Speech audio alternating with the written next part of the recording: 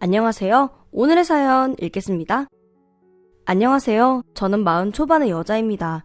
얼마 전 이혼하게 되었는데 너무 기가 막혀 이렇게 사연 보냅니다.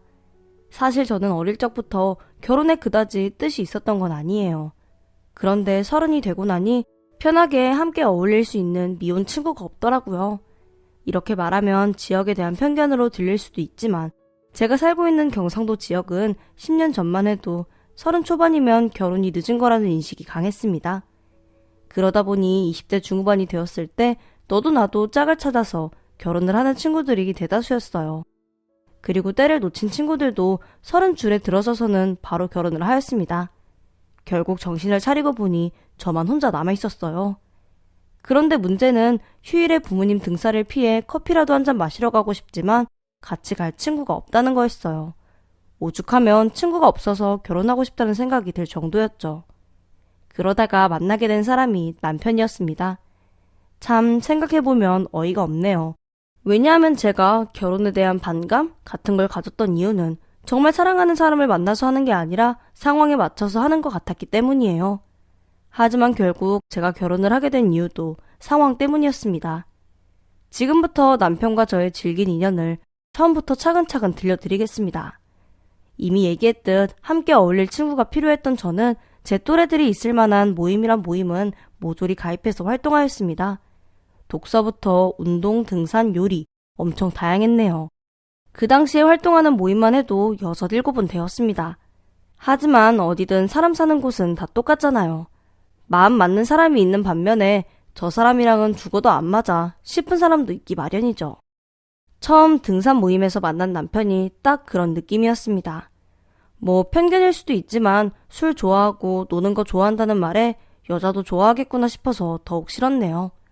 하지만 인연이 되려면 아무리 피하려고 애를 써도 피해지지 않나 봅니다.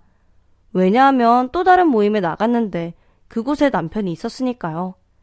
아무래도 아는 사람이라고는 없는 모임에서 안면 있는 사람을 만나니 반가운 느낌이 들었습니다. 결국 저는 그렇게 싫다고 생각했던 남편과 가까워지게 되었어요. 거기다 한참 이야기를 하다 보니 사는 곳도 가깝더군요. 결국 남편과 저는 어떤 운명의 장난이었는지 아주 절친한 친구가 되었습니다.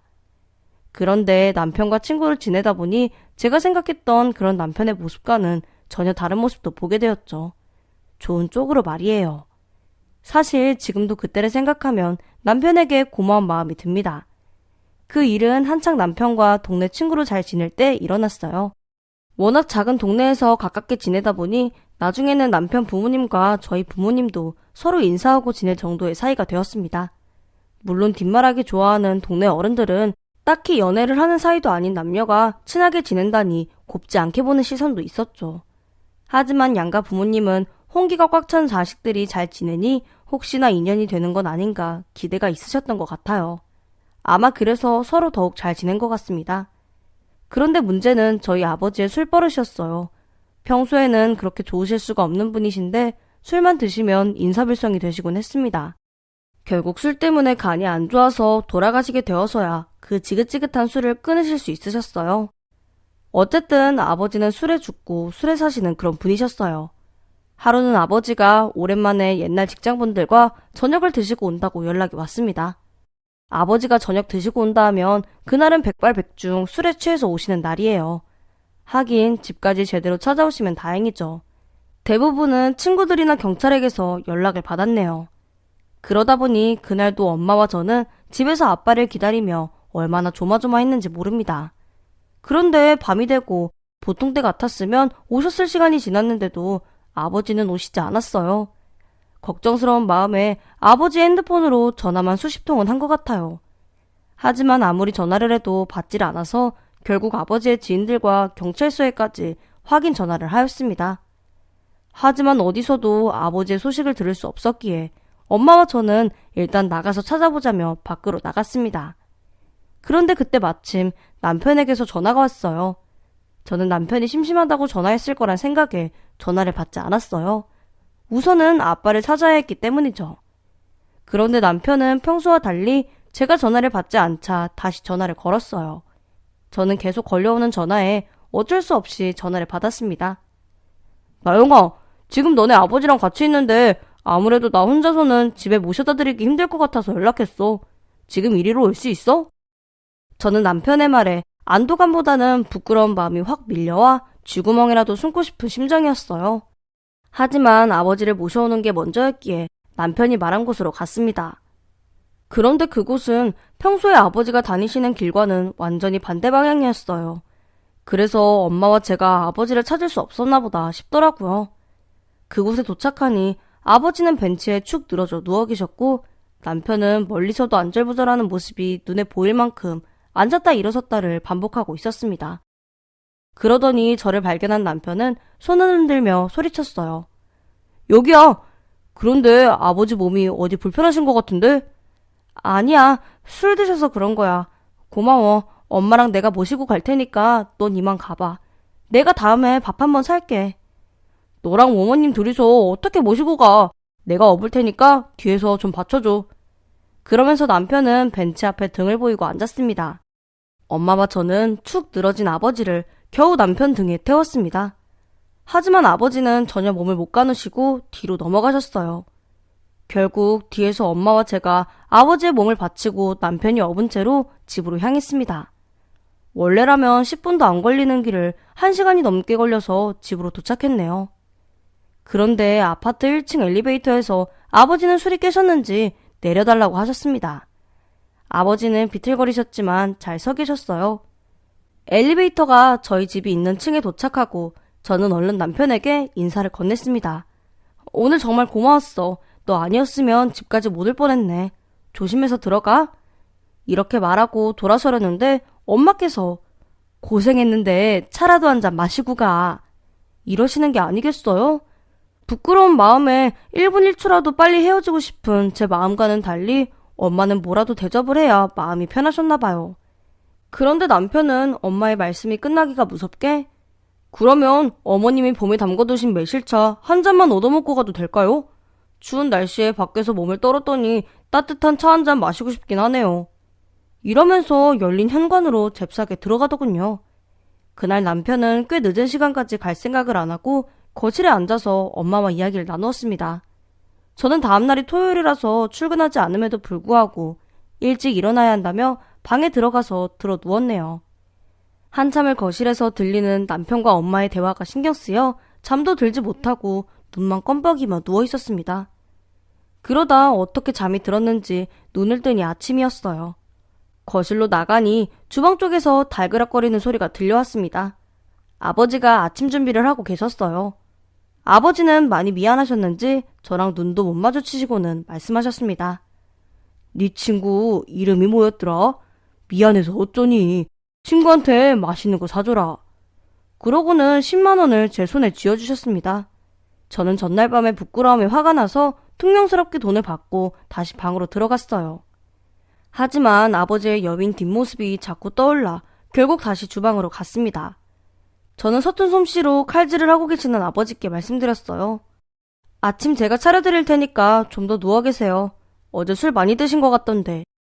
아버지는 멋쩍은 듯 비켜서시더니 어제는 많이 마시지도 않았어. 소주 3잔이나 마셨나 모르겠네. 평소에 소주 3잔으로 술자리를 끝낼 아버지가 아니었기에 당연히 그 말을 믿지 않았죠. 하지만 나중에 그 말은 사실이라는 걸 알게 되었어요. 이때 아버지는 이미 관경화가 많이 진행된 상태셔서 몸이 많이 안 좋으셨던 것 같습니다. 이 일이 있고 얼마 뒤에 병원을 가셔서 병을 앓게 되었고 술도 끊고 건강을 되찾으려 노력하셨지만 결국 간 이식을 받지 못해서 돌아가시게 되었죠. 하지만 마지막 2년 동안 아버지는 그렇게 좋아하시던 술도 끊고 최선을 다하셨기에 마음은 아프지만 저에겐 자랑스러운 아버지로 남아 있습니다. 그날 아버지와 저는 식탁에 아침을 차려놓고 엄마를 깨웠습니다. 엄마, 아빠가 북엇국 끓이셨어요. 얼른 일어나서 드세요. 어제 도대체 몇 시에 주무셨기에 못 일어나셔. 엄마는 그제야 겨우 자리에서 일어나셨네요. 그러면서 하시는 말씀이 어제 1시도 넘어서 잔 것 같다. 민욱이가 어찌나 재밌는지 시간 가는 줄 몰랐네. 엄마는 식탁에 앉으시더니 남편이 해준 얘기라며 이런저런 얘기를 해주시는데 제 귀에는 하나도 재밌게 들리지 않았어요. 그런데 아빠도 뭐가 좋으신지 연신 웃고만 계셨습니다. 아마도 부모님은 남편과 제가 연인 사이가 될 거라는 걸 미리부터 눈치채고 계셨던 것 같아요. 어쩌면 저만 몰랐는지도 모르겠습니다. 아침을 한 숟가락 뜨자마자 남편에게 전화가 왔습니다. 남편은 다짜고짜 저에게 아침을 사달라고 했어요. 큰 빚을 진 저로서는 거절할 수 없었죠. 하는 수 없이 먹으려고 퍼둔 밥을 다시 밥솥에 넣고 남편을 만나기 위해 나갔습니다. 남편은 아예 작정하고 나온 듯 그날 하루 종일 저를 끌고 다니며 밥도 먹고 영화도 보고 쇼핑도 하며 보냈습니다. 그런데 이상하게도 남편에게 끌려다닌다는 느낌보다는 데이트를 한다는 기분이 강하게 들었네요. 한 번도 남자를 생각해 본 적 없었는데 그날은 뭐 때문인지 남편이 남자로 느껴졌습니다. 결국 그날의 시작으로 남편과 저는 틈만 나면 친구라는 이름으로 데이트를 하였네요.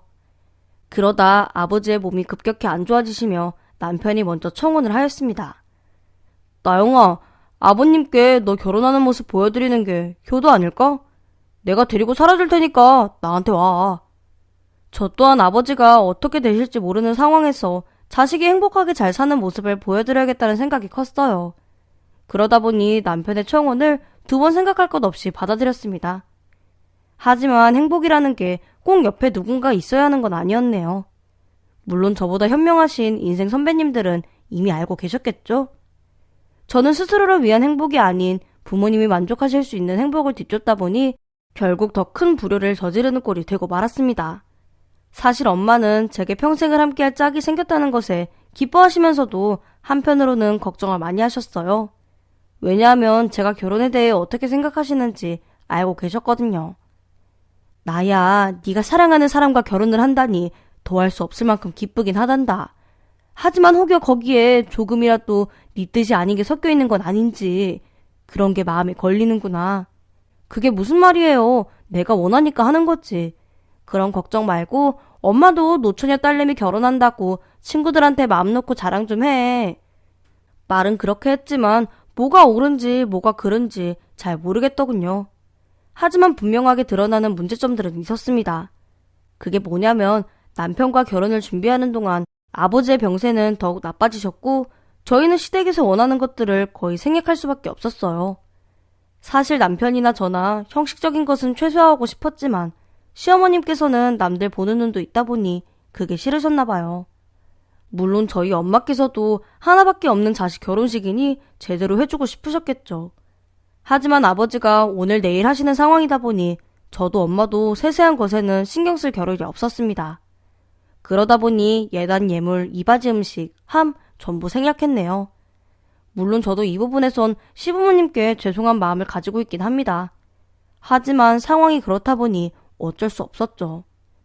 어쨌든 저희는 간략하게 준비하여 빠르게 식을 올렸습니다. 그리고 얼마 뒤 아버지는 돌아가시게 되었어요. 엄마도 저도 어느 정도 마음의 준비를 하고 있었던 터라 생각보다는 빨리 아픔에서 벗어났습니다. 그런데 아버지에게 집중되어 있던 생활이 일상으로 돌아오게 되자 문제점들이 보이기 시작했어요. 그건 바로 시집살이였습니다. 시어머니는 아버지가 아프신 동안에 내색하지 못했던 것들을 꾹꾹 눌러 담아두셨나 봐요. 그런데 그 시집살이를 저뿐만 아니라 사돈인 저희 엄마에게도 시킨다는 거였죠. 사실 시부모님, 저희 아버지 돌아가셨을 때도 장례식장에 잠깐 들러서 2분이서 5만 원 부주하고 가셨습니다. 뭐 그런 건 아무래도 상관없죠. 마음이 중요한 거니까요. 그런데 친정 아버지가 돌아가시고 시댁 친정 통틀어서 제일 먼저 있던 집안 행사가 시아버지의 동생, 그러니까 시고모님의 환갑이었어요. 그런데 요새는 환갑 잔치를 잘 안 하는 추세잖아요. 그냥 가족끼리 밥 먹고 말면 끝인데 시어머님이 굳이 시누이 환갑잔치 해주고 싶으시다고 우기셔서 하게 되었습니다. 올케로서 마음 써주는 건 좋은 일이죠. 하지만 그 잔치를 걸고 저희 엄마를 불러다 하셨습니다. 어머님께서 말씀하시길, 사돈이 음식도 좋고 또 너네 결혼할 때 너희 사정 봐가며 이것저것 다 생략하지 않았니? 너희 친정아버지 돌아가셨을 때도 말은 안 했지만 나랑 네 시아버지가 얼마나 애썼니? 그게 다 친척들한테 너희 집안 면 세워주려고 한 거 아니냐? 이 기회에 나도 사돈 자랑 좀 해보자 얘.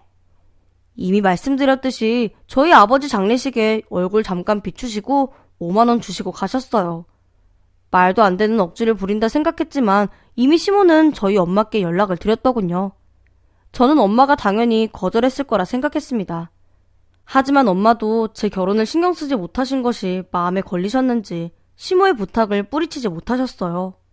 엄마는 괜시리 짜증내는 저를 붙잡고 말씀하셨습니다. 초반에 며느리 노릇이며 제대로 해둬야 두고두고 흉 안 잡히지. 안 그래도 우리 쪽에선 네 아버지 돌보느라 아무것도 못하지 않았냐. 결혼이 니들끼리만 하는 것도 아니고 시골 어른들이 얼마나 흉을 받겠니. 딱 한 번만 눈 감고 해드리자. 엄마께서 저렇게 말씀하시니 더는 싫은 티를 내지도 못하겠더군요. 결국 엄마와 제가 나서서 시고모의 환갑을 해드렸어요. 그런데 저희 모녀가 얼마나 어리석었는지 모릅니다. 그 한 번이 빌미가 되어 시어머니는 때마다 저희 엄마를 불러다 일을 시키셨습니다. 툭하면 사돈이 솜씨가 좋잖니. 사돈도 적적할 텐데 오셔서 같이 하면 되겠구나. 사돈지간에 서로 도우면 좋지. 이런 말들로 친정엄마를 부르셨죠. 그러다 엄마가 다른 일로 못 오시게 되면 온갖 싫은 티를 내시면서 한다는 말씀이 딸 결혼식에 해준 것도 하나 없더니 내가 뭐 대단한 거 도와달래? 식구도 얼마 없는데 서로 도우면 좀 좋아. 사돈 어른 아프실 때 우리가 얼마나 배려해드렸는데 이래서 머리 검은 짐승은 에휴 됐다 이러시는 게 아니겠어요? 말로는 돕는 게 어쩌고 저쩌고 하셨지만 시어머니에겐 저희 엄마가 와서 도와주는 것이 당연한 의무처럼 느껴지나 보더군요. 결국 그렇게 10년의 세월이 흘렀네요. 그동안 저희 부부는 두 아이의 부모가 되었지만 시어머니께서는 단 한 번도 저희 아이들을 봐주신 적 없으십니다. 물론 바라지도 않았어요. 그런데 요 근래 급하게 아이들을 맡겨야 할 일이 있었습니다. 보통은 친정 엄마께서 봐주시지만 그날은 엄마를 병원에 모시고 가는 일 때문이라 하는 수 없이 시어머니에게 부탁드렸네요. 그런데 시어머니, 얘 오늘 갑자기 말하면 내가 무슨 수로 애들을 보고 앉았니? 나도 바쁜 사람이다 얘. 오늘은 안 되니까 정 맡길 데 없으면 병원 날짜를 바꾸던지 해라. 이러는데 너무 어이가 없더군요. 사실 친정 엄마가 계속 몸이 안 좋으셨어요. 그리고 시어머니도 그걸 모르시는 상황이 아닌데 저렇게 말한 거죠. 결국 더 말하기도 싫어서 5살, 3살 아이 둘을 데리고 친정엄마 병원을 모시고 갔었네요. 그런데 사람이 낯짝이 있다면 지가 했던 행동이 있어서라도 더는 저희 엄마에게 부탁하면 안 되는 거 아닌가요? 하지만 우리 시모는 절대 그런 건 없습니다. 엄마 병원 때문에 그 난리를 하고 열흘이나 지났으려나요? 남편과 나이차가 좀 있는 신우가 결혼을 앞두고 있던 상황이었습니다. 임신해서 하는 결혼인데 시댁에서 그쪽 사돈댁 눈치를 좀 보는 상황이었어요. 그러다 보니 이것저것 빠지는 것 없이 전부 챙기려고 이바지 음식을 직접 해서 보낸다더군요. 그런데 그걸 또 저희 친정엄마에게 연락을 하였습니다. 결국 참다 시모에게 제가 말했네요. 어머님, 저희 엄마 몸이 안 좋으셔서 하루 종일 음식하고 이러시는 거 무리예요. 얼마 전에 병원 다녀오신 것도 뻔히 아시잖아요. 엄마는 어머님께서 연락하시니까 거절 못하시고 어떻게 해서든 도와드리려고 하신 것 같은데 병원에서도 혈압 때문에 절대 무리하지 말라고 하셨어요. 하루 종일 음식하고 그런 거 힘드시니까 이바지 음식은 업체에 맡기시던지 어머님께서 하셔야 될 것 같아요. 저는 이 정도면 충분히 알아듣게 전달했다고 생각했습니다. 하지만 저희 시어머니 제 말을 귓등으로도 안 들으셨더군요. 저랑 통화하실 때는 짜증나는 목소리긴 해도 알겠다고 대답은 하셨어요. 하지만 결국엔 이바지 음식하는 당일에 또 저희 엄마에게 전화를 해서 오라고 하신 거죠. 그러면서 저에겐 바쁠 테니 오지 말라고 신신당부를 하셨습니다. 제가 시모한테 정말이지 끝까지 궁금했던 게 이 부분이었어요. 차라리 시집살이 시키고 싶으면 저한테 오라가라 했으면 되잖아요. 그런데 굳이 저를 오지 말라고 하고 왜 저희 엄마를 불러 저 대신 시집살이를 시킨 걸까요? 사실 물어보기도 했었어요. 하지만 시모가 한다는 말은 한결같이 사람 속을 뒤집었습니다. 사돈이 솜씨가 좋으니 부탁하는 거 아니겠니? 너도 얼른 네 엄마한테 음식 좀 배워둬. 그래야 네 엄마 돌아가셔도 아쉬울 게 없을 거 아니니? 뭐 어쨌든 이바지 음식을 한다는 날도 결국은 저 몰래 친정엄마를 부르신 거죠. 그런데 저도 무슨 촉이 왔는지 시댁에 가보고 싶었어요. 그래서 애들 앞세워 시댁으로 갔습니다. 사실 이때는 남편과 사이가 많이 좋지 않을 때라서 약속이 있다는 남편을 붙잡지도 않고 애들만 데리고 간 거였어요. 그런데 시댁에 도착하여 제가 배를 누르니 신우가 난리를 치는 게 아니겠어요? 현관에서부터 저와 아이들을 들이지도 않고 횡설수설하는 것이 무척 이상했습니다. 저는 그런 신우이에게 오늘따라 이상하다고 말을 했네요. 아가씨, 오늘따라 왜 이래요? 사람을 현관에 세워놓고 들어가지도 못하게 이러는 이유가 뭐예요? 이미 얘기했듯 신우는 남편과 나이차가 꽤 많이 나요. 제가 시집 온 10년 전에 겨우 12살이었으니 이제 20대 초반이에요. 그런데 요 어린 것이 시모에게서 못된 것만 배워서 저를 툭하면 종부리듯 부리고 또 저희 친정엄마에게도 못되게 군다는 걸 알고 있었어요. 그런데 현관 입구부터 막아서서 이러는 걸 보니 뭔가 느낌이 왔습니다. 저는 우선 아이들을 들여보냈어요. 그리고는 신우를 힘껏 밀고 거실로 들어섰습니다. 신우가 몸집이 작아서 힘으로 하면 저를 이길 순 없거든요. 신우는 저에게 휙 밀려서 두세 발 뒤로 밀리니 악을 쓰며 소리를 지르더군요. 언니, 미쳤어? 어디서 못 배워먹어서 시댁 무서운 줄 모르고 신우이한테 이래. 언니 친정부모가 이렇게 가르쳤어? 제가 거실로 들어가려고 하니 신우가 뒤에서 목덜미를 붙잡고 늘어졌습니다. 그런데 그 순간 경악할 광경을 보고 말았습니다. 주방 바닥에 저희 엄마가 쓰러져 있고 시모가 저희 엄마의 뺨을 치고 있더군요. 저는 너무 놀라서 소리를 질렀습니다. 어머님, 지금 뭐 하시는 거예요?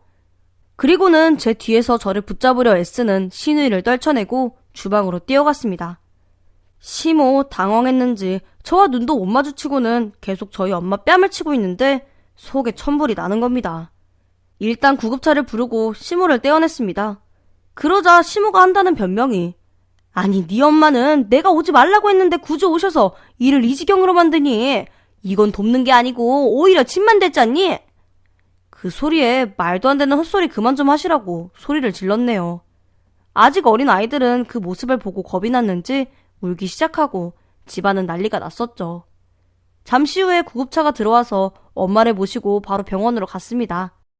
시모랑 시누이한테 애들이라도 제대로 보고 있으라고 으름장을 놓고 갔네요. 다행히 엄마는 큰 이상이 없으셔서 간단한 조치 후에 하루 입원하시는 걸로 마무리되었습니다. 그런데 앞서 말씀드렸듯이 제가 얼마 전 이혼을 하게 되었다고 했잖아요. 그 이유는 저기서 끝이 아니에요. 엄마가 퇴원하시고 시모와 신우 그리고 남편의 태도가 결정적인 이유가 되었습니다. 엄마가 퇴원하시고 집에 모셔다 드린 후 아이들을 데리러 시댁으로 가니 남편이 기다리고 있더군요. 남편은 저를 보자마자 엄마 몸이 괜찮은지 묻는 게 아니라 엄마와 저 때문에 지 동생 이바지 음식을 못하게 되었다고 탓을 하였습니다. 처음부터 도와드리지 못할 거면 얘기를 했어야지. 이제 와서 이게 뭐 하는 거야? 그러다 은영이 시댁에서 이바지 음식으로 책 잡히면 어쩌려고 그러는 거야? 도대체 생각이 있어? 그런데 제가 뭐라고 대꾸도 하기 전에 시모가 그러더군요. 일단 아는 가게에다가 급하게 맡겼다. 돈이 한두 푼도 아니고. 안 그래도 결혼 준비하느라 돈 드는 데도 많은데 이건 너 결혼할 때 생략했던 거 지금이라도 해주는 셈 치고 사돈께서 해주는 걸로 하자. 할 건 하고 넘어가야지. 10년을 살면서 제대로 해주는 것 하나 없었잖니? 저 여기서 바로 돌았습니다. 일단 알겠다고는 했네요. 하지만 속으로는 남편과 이혼을 결심했죠. 여태 당한 게 있으니 충분히 갚아줄 생각으로 모두를 놀래킬 신우 결혼 선물을 준비했습니다. 그게 뭐냐면 예전에 신우가 결혼 얘기 나오기 전에 임신한 사실을 알고서는 남편을 찾아왔을 때 찍어뒀던 동영상이에요. 사실 신우가 뭐가 예뻐서 찍었겠어요. 아이들 있는 집이면 다 아시겠지만 요새 부모들은 하루에도 12번은 애들 커가는 거 동영상으로 찍어두잖아요. 저도 그날도 어김없이 애들 동영상 찍고 있는데 방 안에서 남편과 신우가 이야기를 나누는 것이 들리더군요.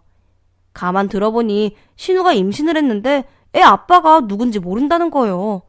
이 일로 남편은 고래고래 소리치고 신우는 질질 짜는 소리가 문 밖으로 다 새어나는데 그때 바로 애들 조용히 시키고 문에 붙어서 그 소리를 영상으로 담아뒀네요. 평소에도 신우 하는 짓이 워낙 미워서 나중에 이걸로 빌미 잡아야겠다는 생각이 컸던 것 같아요. 근데 그 영상을 제대로 쓸 기회가 온 거였죠. 그래서 일부러 신우 결혼 전까지는 시댁에서 하는 미친 소리에 전부 네네 하면서 참았습니다. 그 사이 인터넷으로 동영상 편집해주는 곳을 찾아서 아이들이랑 제가 신우에게 보내는 영상 편지를 만들고 그 뒤에 남편과 신우가 나눈 대화 내용을 갖다 붙였네요. 그리고 결혼 당일에 식장에 부탁해서 틀어달라고 했습니다. 사실 인터넷 기사로 해외에서 이런 일이 있었다는 걸 봐오면서 속 시원하다 생각은 했지만 제가 할 거라고는 상상도 못했던 일이에요. 또 식이 진행되는 중간에도 영상이 나오기 전까지 그냥 틀지 말라고 할까 엄청 망설였습니다. 아마 제 입장이 되신다면 충분히 제 마음 이해하실 거예요. 복수고 뭐고 남 얘기일 때나 속 시원한 거지. 기다리는 동안 식도 눈에 안 들어오고 다리는 또 어찌나 후두르들 떨리는지. 결국 애들 화장실 데려간다 하고는 그 길로 도망치듯 나와버렸습니다. 생생한 뒷이야기 들려드리고 싶지만 그 뒤는 저도 전해들은 이야기예요. 축가 전에 제가 만든 영상편지를 틀었는데 처음에는 당연히 감동적이죠. 두 아이가 고모 결혼 축하한다고 사랑한다고 말하는 장면이 나왔으니까요. 사실 이것도 말이 나와서 하는 건데 저거 찍느라고 얼마나 고생했는데요. 아이들은 어른보다 더 예민해서 지 고모가 엄마랑 외할머니한테 하는 거며 또 조카라고 생전 예뻐한 적이 없다 보니 고모 사랑해 이 말을 하라고 했더니 싫다고 울고불고 하는 걸 겨우 달래서 했던 거예요. 아무튼 그러고 나서 바로 뒤이어 남편이 소리 지르는 게 들어갔네요. 나중에 애 낳아서 기르다가 들키면 어쩌려고 그래. 결혼이니 뭐니 허튼 소리 말고 솔직하게 다 털어놔. 오빠는 내 인생 종치는 거 보고 싶어서 그래? 그 집에 시집가면 내 팔자 제대로 피는 거 몰라? 오빠가 내 인생 책임질 거 아니면 당연히 도와줘야 되는 거 아니야? 여기까지의 대화 내용이 나가고 영상은 중단되었다고 합니다. 사돈집에서는 사기 결혼이라고 절대 가만두지 않겠다고 전부 가버리고 시모는 뒷목 잡고 쓰러졌다더군요. 그 뒤로 시모, 신우 번갈아가며 저와 엄마에게 전화하는데 한 통도 받지 않았네요. 남편에게만 연락해서 이혼 서류에 도장 찍으라고 하고 끝냈습니다. 돌이켜 생각하면 내가 너무 심했나 후회가 밀려오기보다는 진작에 하지 않았던 게 더 후회가 되네요. 악몽 같은 시집살이에서 벗어난 사람으로서 한마디 하자면 꼭 저처럼 구질구질한 끝을 보는 방법이 아니더라도 굳이 참지 말라고 말씀드리고 싶습니다. 사연 들어주셔서 감사합니다. 안녕하세요. 저는 44살의 주부입니다. 평소에 유튜브를 즐겨보는데요. 듣다 보면 세상에 정말 힘든 일을 겪고도 꿋꿋이 이겨내는 분들이 많으시더라고요. 그런데 제가 아는 분 중에서도 그런 분이 계셨습니다. 그래서 그분에 대한 이야기를 해보려고요. 미흡한 글솜씨지만 제 이야기 한번 들어주시겠어요? 저는 27살의 남편을 만나 연애를 시작했습니다. 남편과 저는 1살 차이로 남편이 저보다 위였어요. 나이 차이가 많지 않다 보니 오빠 같다든지 뭐 그런 스타일은 아니었죠. 오히려 친구처럼 지냈습니다.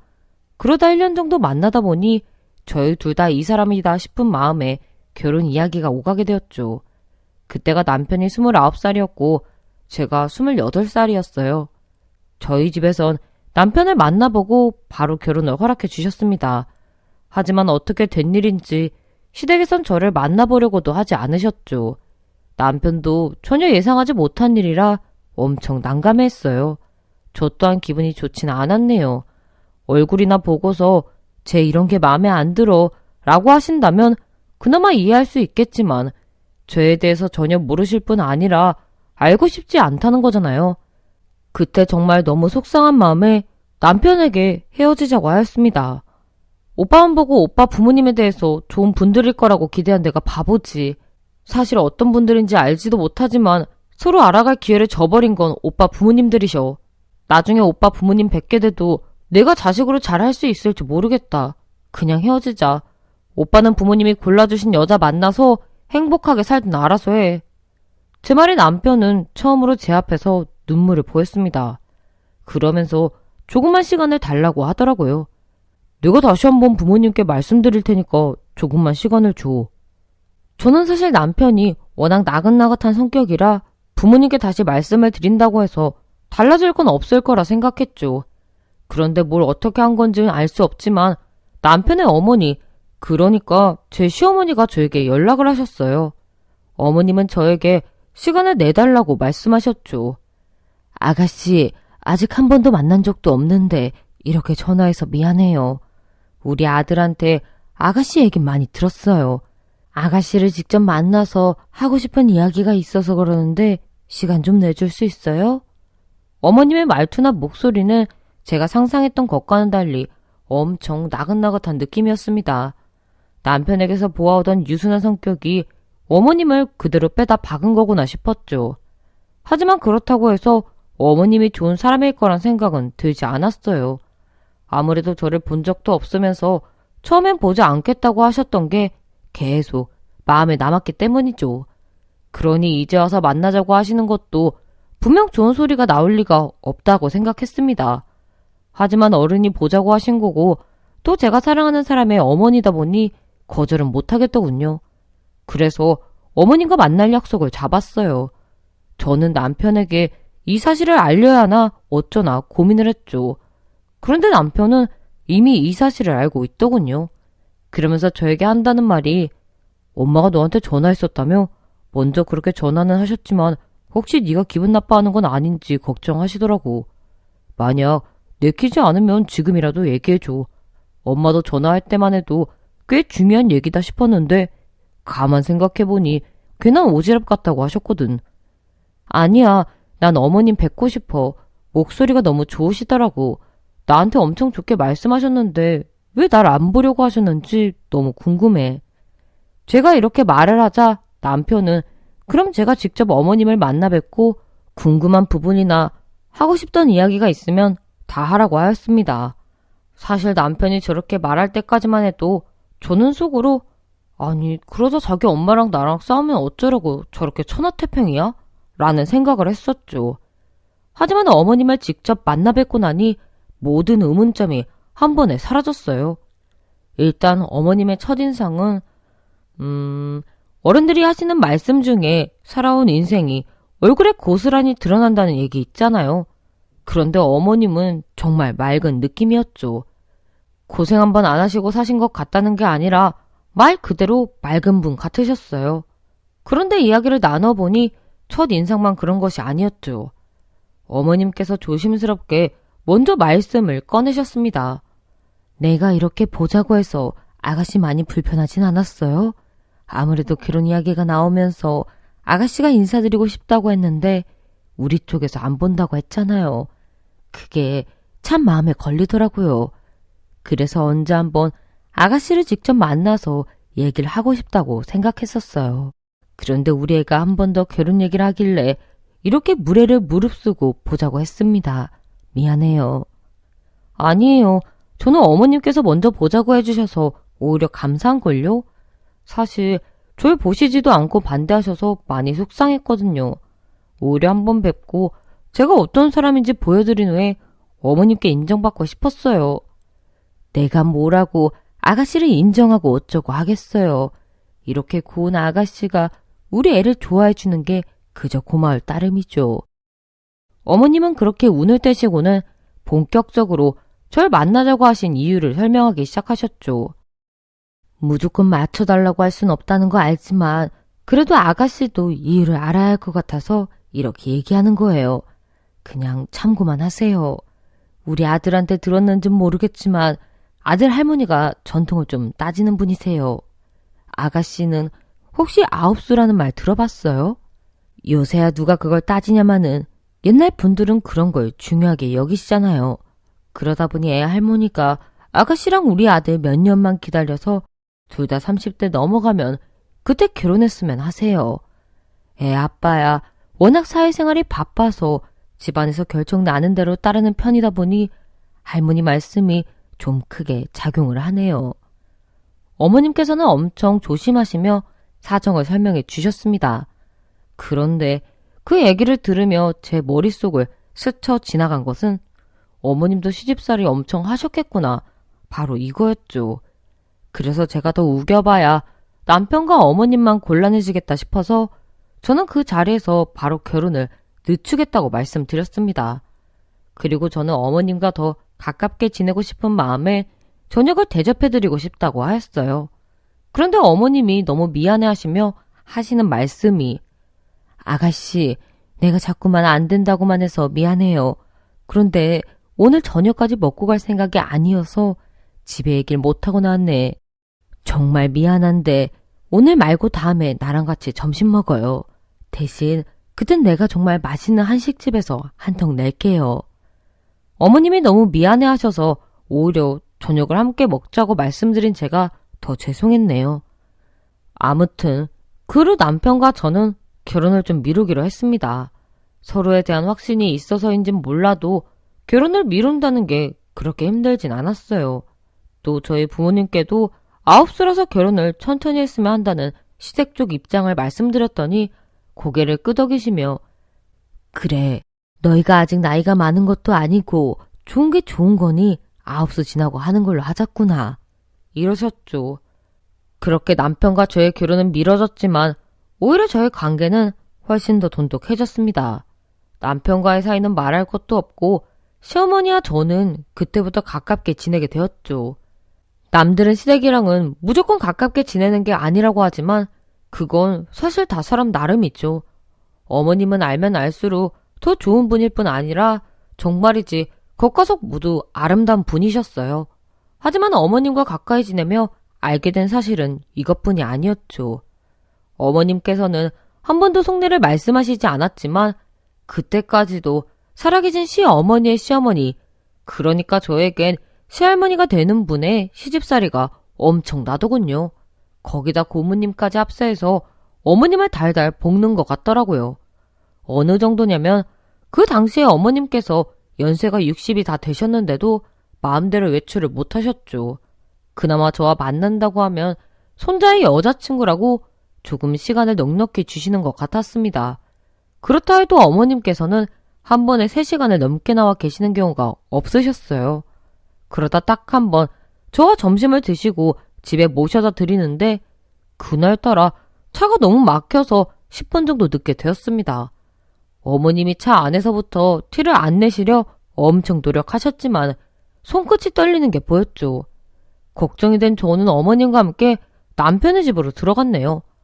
어머님은 그냥 가라고 애원을 하시는데 아무래도 어머님만 들어갔다가는 시할머니께 크게 혼날 것 같은 기분이 들었거든요. 그런데 역시나 제 예상이 딱 맞아 떨어진 거죠. 시할머니는 제가 같이 온 줄 모르시고 어머님만 들어왔다고 생각하셔서 현관이 열리자마자 유리컵을 집어 던지셨어요. 그나마 연세가 있으셔서 현관까지 오지도 못하고 툭 떨어졌으니 망정이지.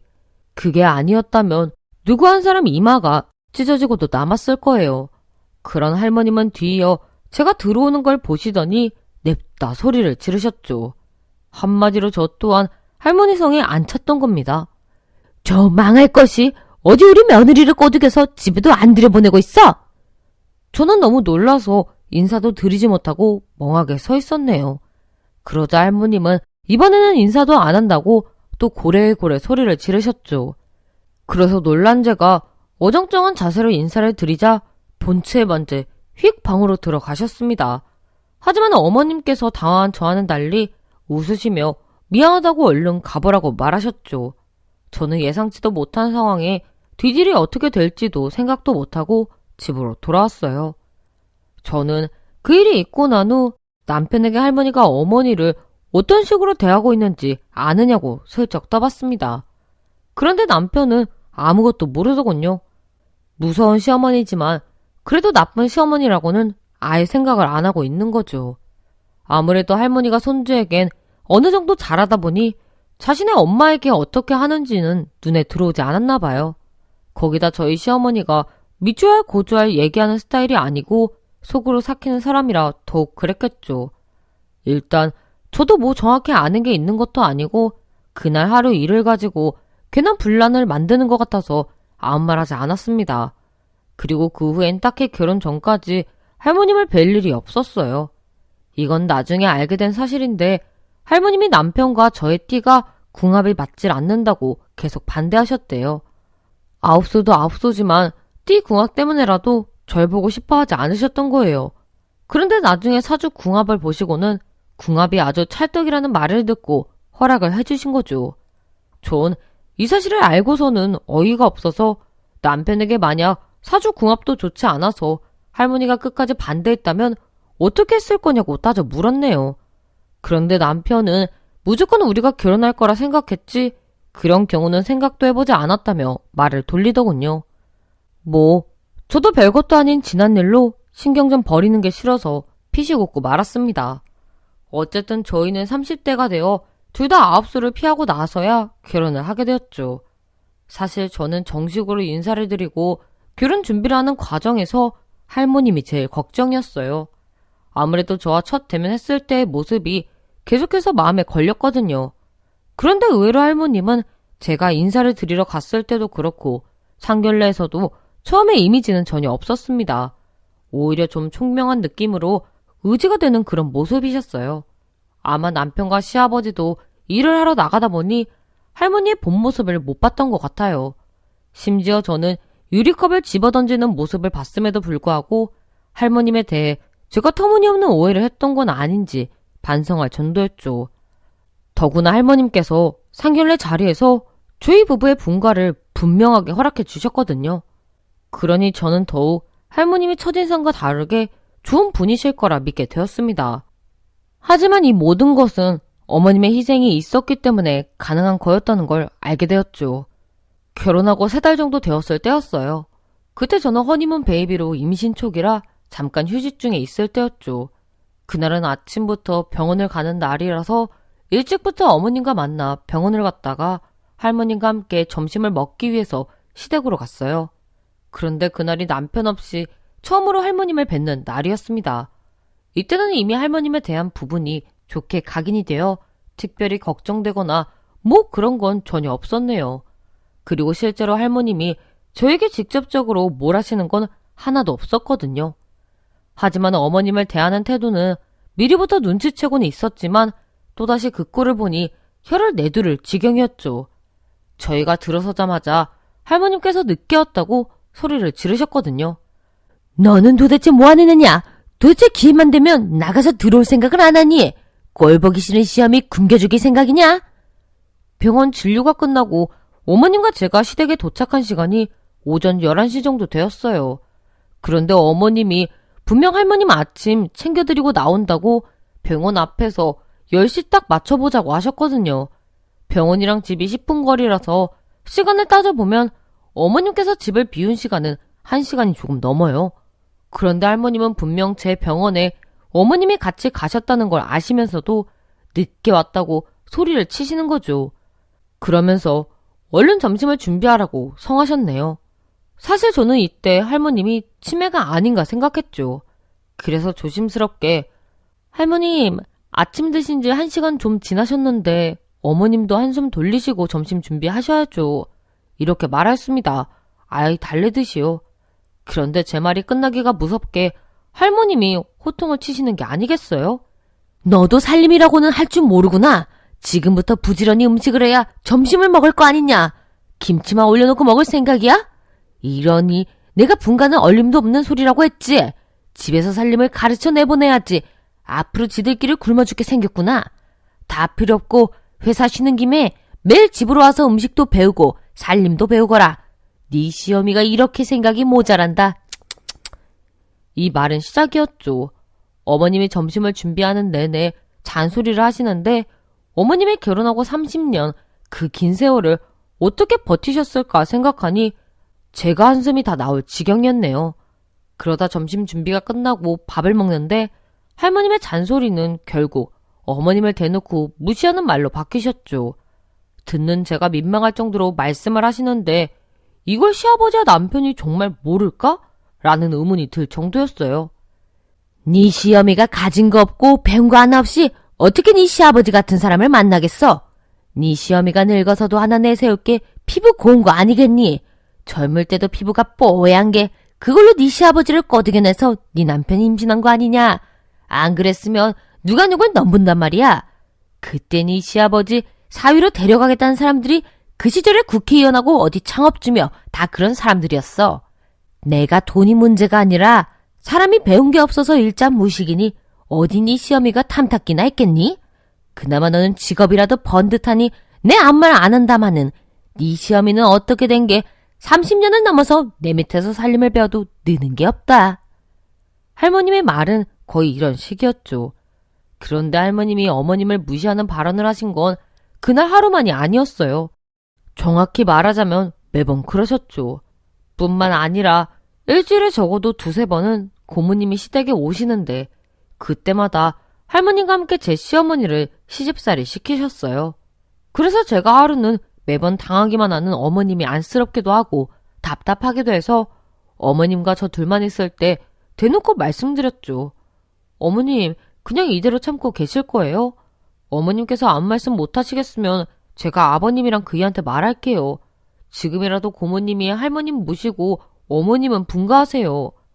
하지만 제 말에 어머님은 씁쓸하게 웃으시며 네가 보기에도 내가 참 속 터지는 사람이지.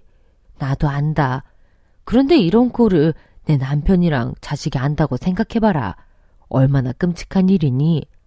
지켜보는 네 마음이 어쩔 줄은 안다만 참 내가 내세울 게 없다 보니 그저 내내 그것밖에 알 수 있는 게 없더구나. 나도 시간을 되돌린다면 없는 살림이지만 무슨 수를 써서라도 하고 싶던 공부도 마음껏 하고 결혼도 안 하고 그냥 자유롭게 혼자 살고 싶구나. 하지만 이미 지나온 세월이고 그걸 버텼으니 남편이랑 아들 그리고 이제 너까지 다 내 식구가 되지 않았니? 죽을 만큼 힘들다 싶다가도 가족들 생각하면 또 마냥 행복해서 그 힘으로 버틴단다. 저는 그제야 어머님이 얼마나 마음속 깊은 곳에서부터 벗어나고 싶어 하시는지 조금 알게 되었죠. 그러나 어머님께선 자신의 남편과 아들이 중간에서 힘들어지는 걸 원하지 않으셔서 그 아픔을 고스란히 혼자서 가지고 계셨던 거예요. 하지만 결국 일은 생각지도 못하게 터지고 말았습니다. 아버님께서 갑작스럽게 돌아가시게 되었거든요. 너무 갑작스러워 아무런 준비도 안 되어 있던 저희 모두는 한동안 그 슬픔에서 벗어나지 못했죠. 특히 어머님은 음식도 전혀 입에 대지 못하셔서 결국 병원 신세를 지게 되셨거든요. 남편과 저는 아버님이 돌아가신 충격도 다 추스리지 못한 상황에서 어머님까지 병이 나시는 건 아닌지 전전긍긍하고 있었습니다. 그런데 할머님께서는 참 사람이 모질어도 어떻게 그럴 수 있는지 모르겠네요. 병원에 입원한 어머님에게 찾아와서 한다는 말씀이 내 아들 앞세우고 너는 어떻게든 살아보겠다고 입원을 해? 입없을 년. 애시당초 우리 아들이 너랑 만나지만 않았어도 부잣집 사이로 아주 떵떵거리며 고생 없이 살았을 텐데 이게 다 너 때문이다. 그냥 너도 나가 죽어. 이러시더군요. 그런데 아버님이 돌아가시게 된 데는 오히려 시고모와 시할머니에게 책임이 있다고 봐야 했죠. 그 이유는 시고모부가 사업을 한답시고 예전부터 몇 번이나 재산을 탕진했나 봐요. 할머님 재산도 다 끌어다 쓰고 더 이상 손 벌릴 데가 없다 보니 아버님께 보증을 부탁하셨다고 하더라고요. 아버님께서는 몇 번이나 시고모부로 인해서 집안이 망할 뻔한 것 때문에 망설이셨지만 할머님께서 부추기셨대요. 결국 아버님도 자신의 누나가 힘들게 사는 걸 마음 아파하셨기에 선뜻 보증을 서주셨죠. 아마 잘 될 거라 믿으셨으니 가능한 일이었을 거예요.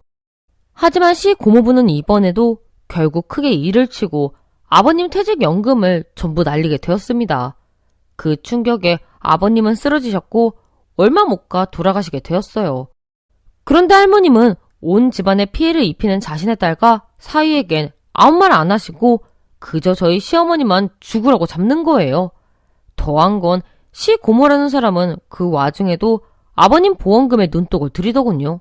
말도 안 되는 소리로 어머님께 보험금을 내놓으라고 소리를 치셨습니다.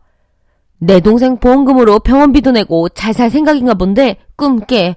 엄마가 두 눈 부릅뜨고 있는데 어디서 네가 내 동생 잡아먹고 그 돈을 가로챈단 말이야?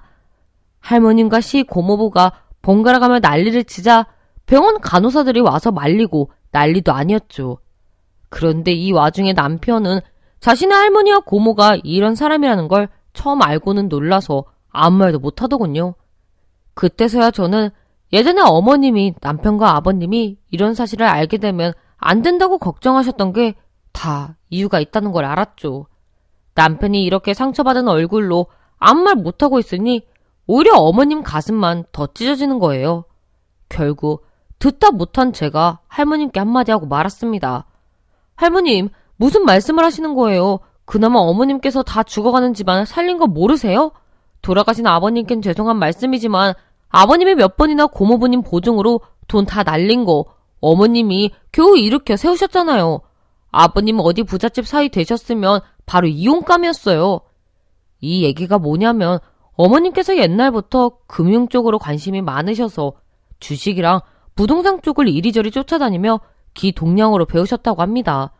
그러다 크게 돈을 불리기도 하셨대요. 하지만 그때마다 시고모부의 사업 자금으로 그대로 뺏기기를 몇 번이나 하신 거죠.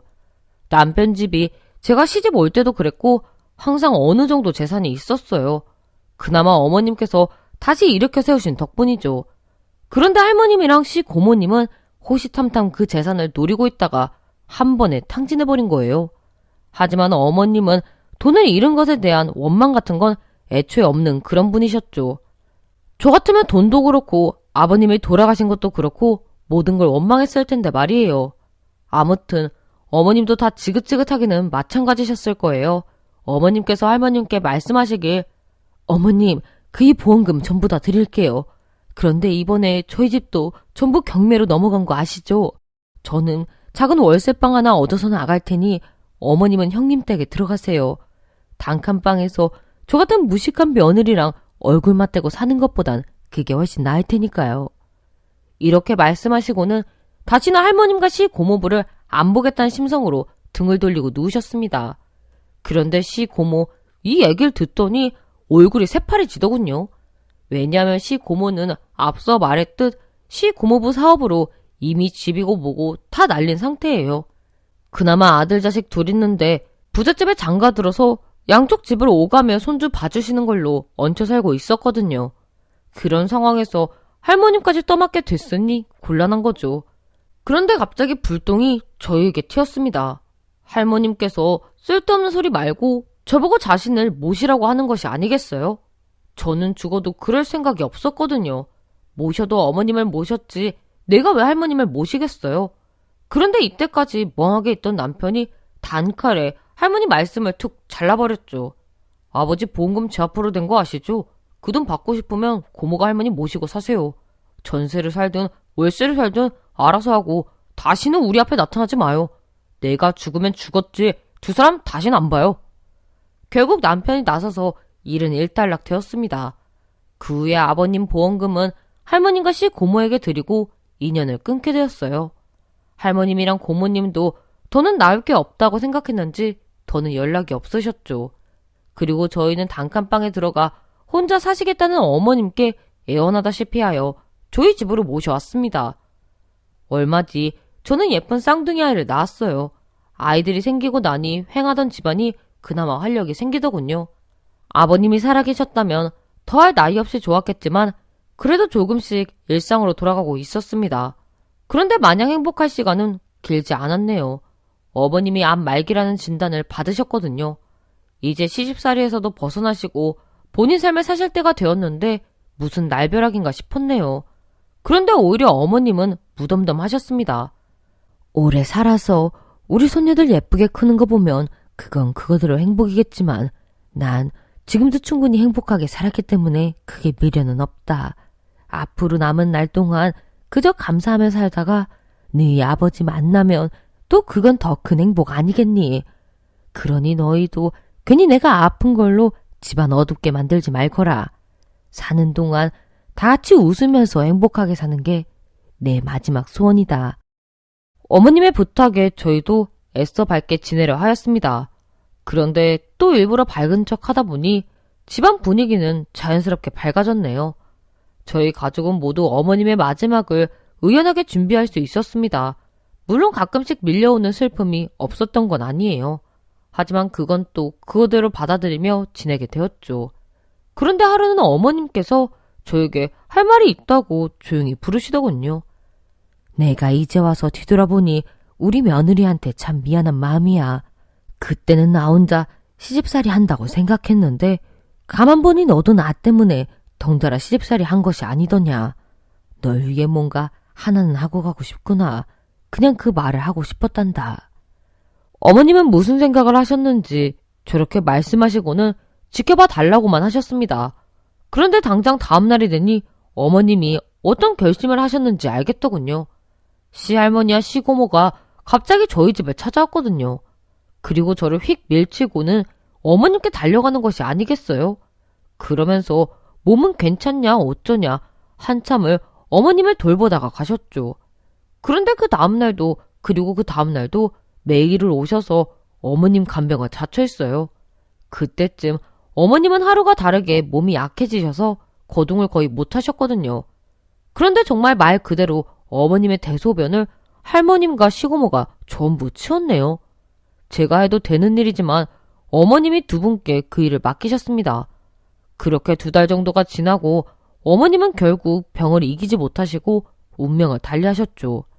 그런데 시할머니와 시고모는 어머님 장례식이 끝나기도 전에 저희 부부에게 득달같이 달려와 어머님의 보험금 얘기를 하시는 게 아니겠어요?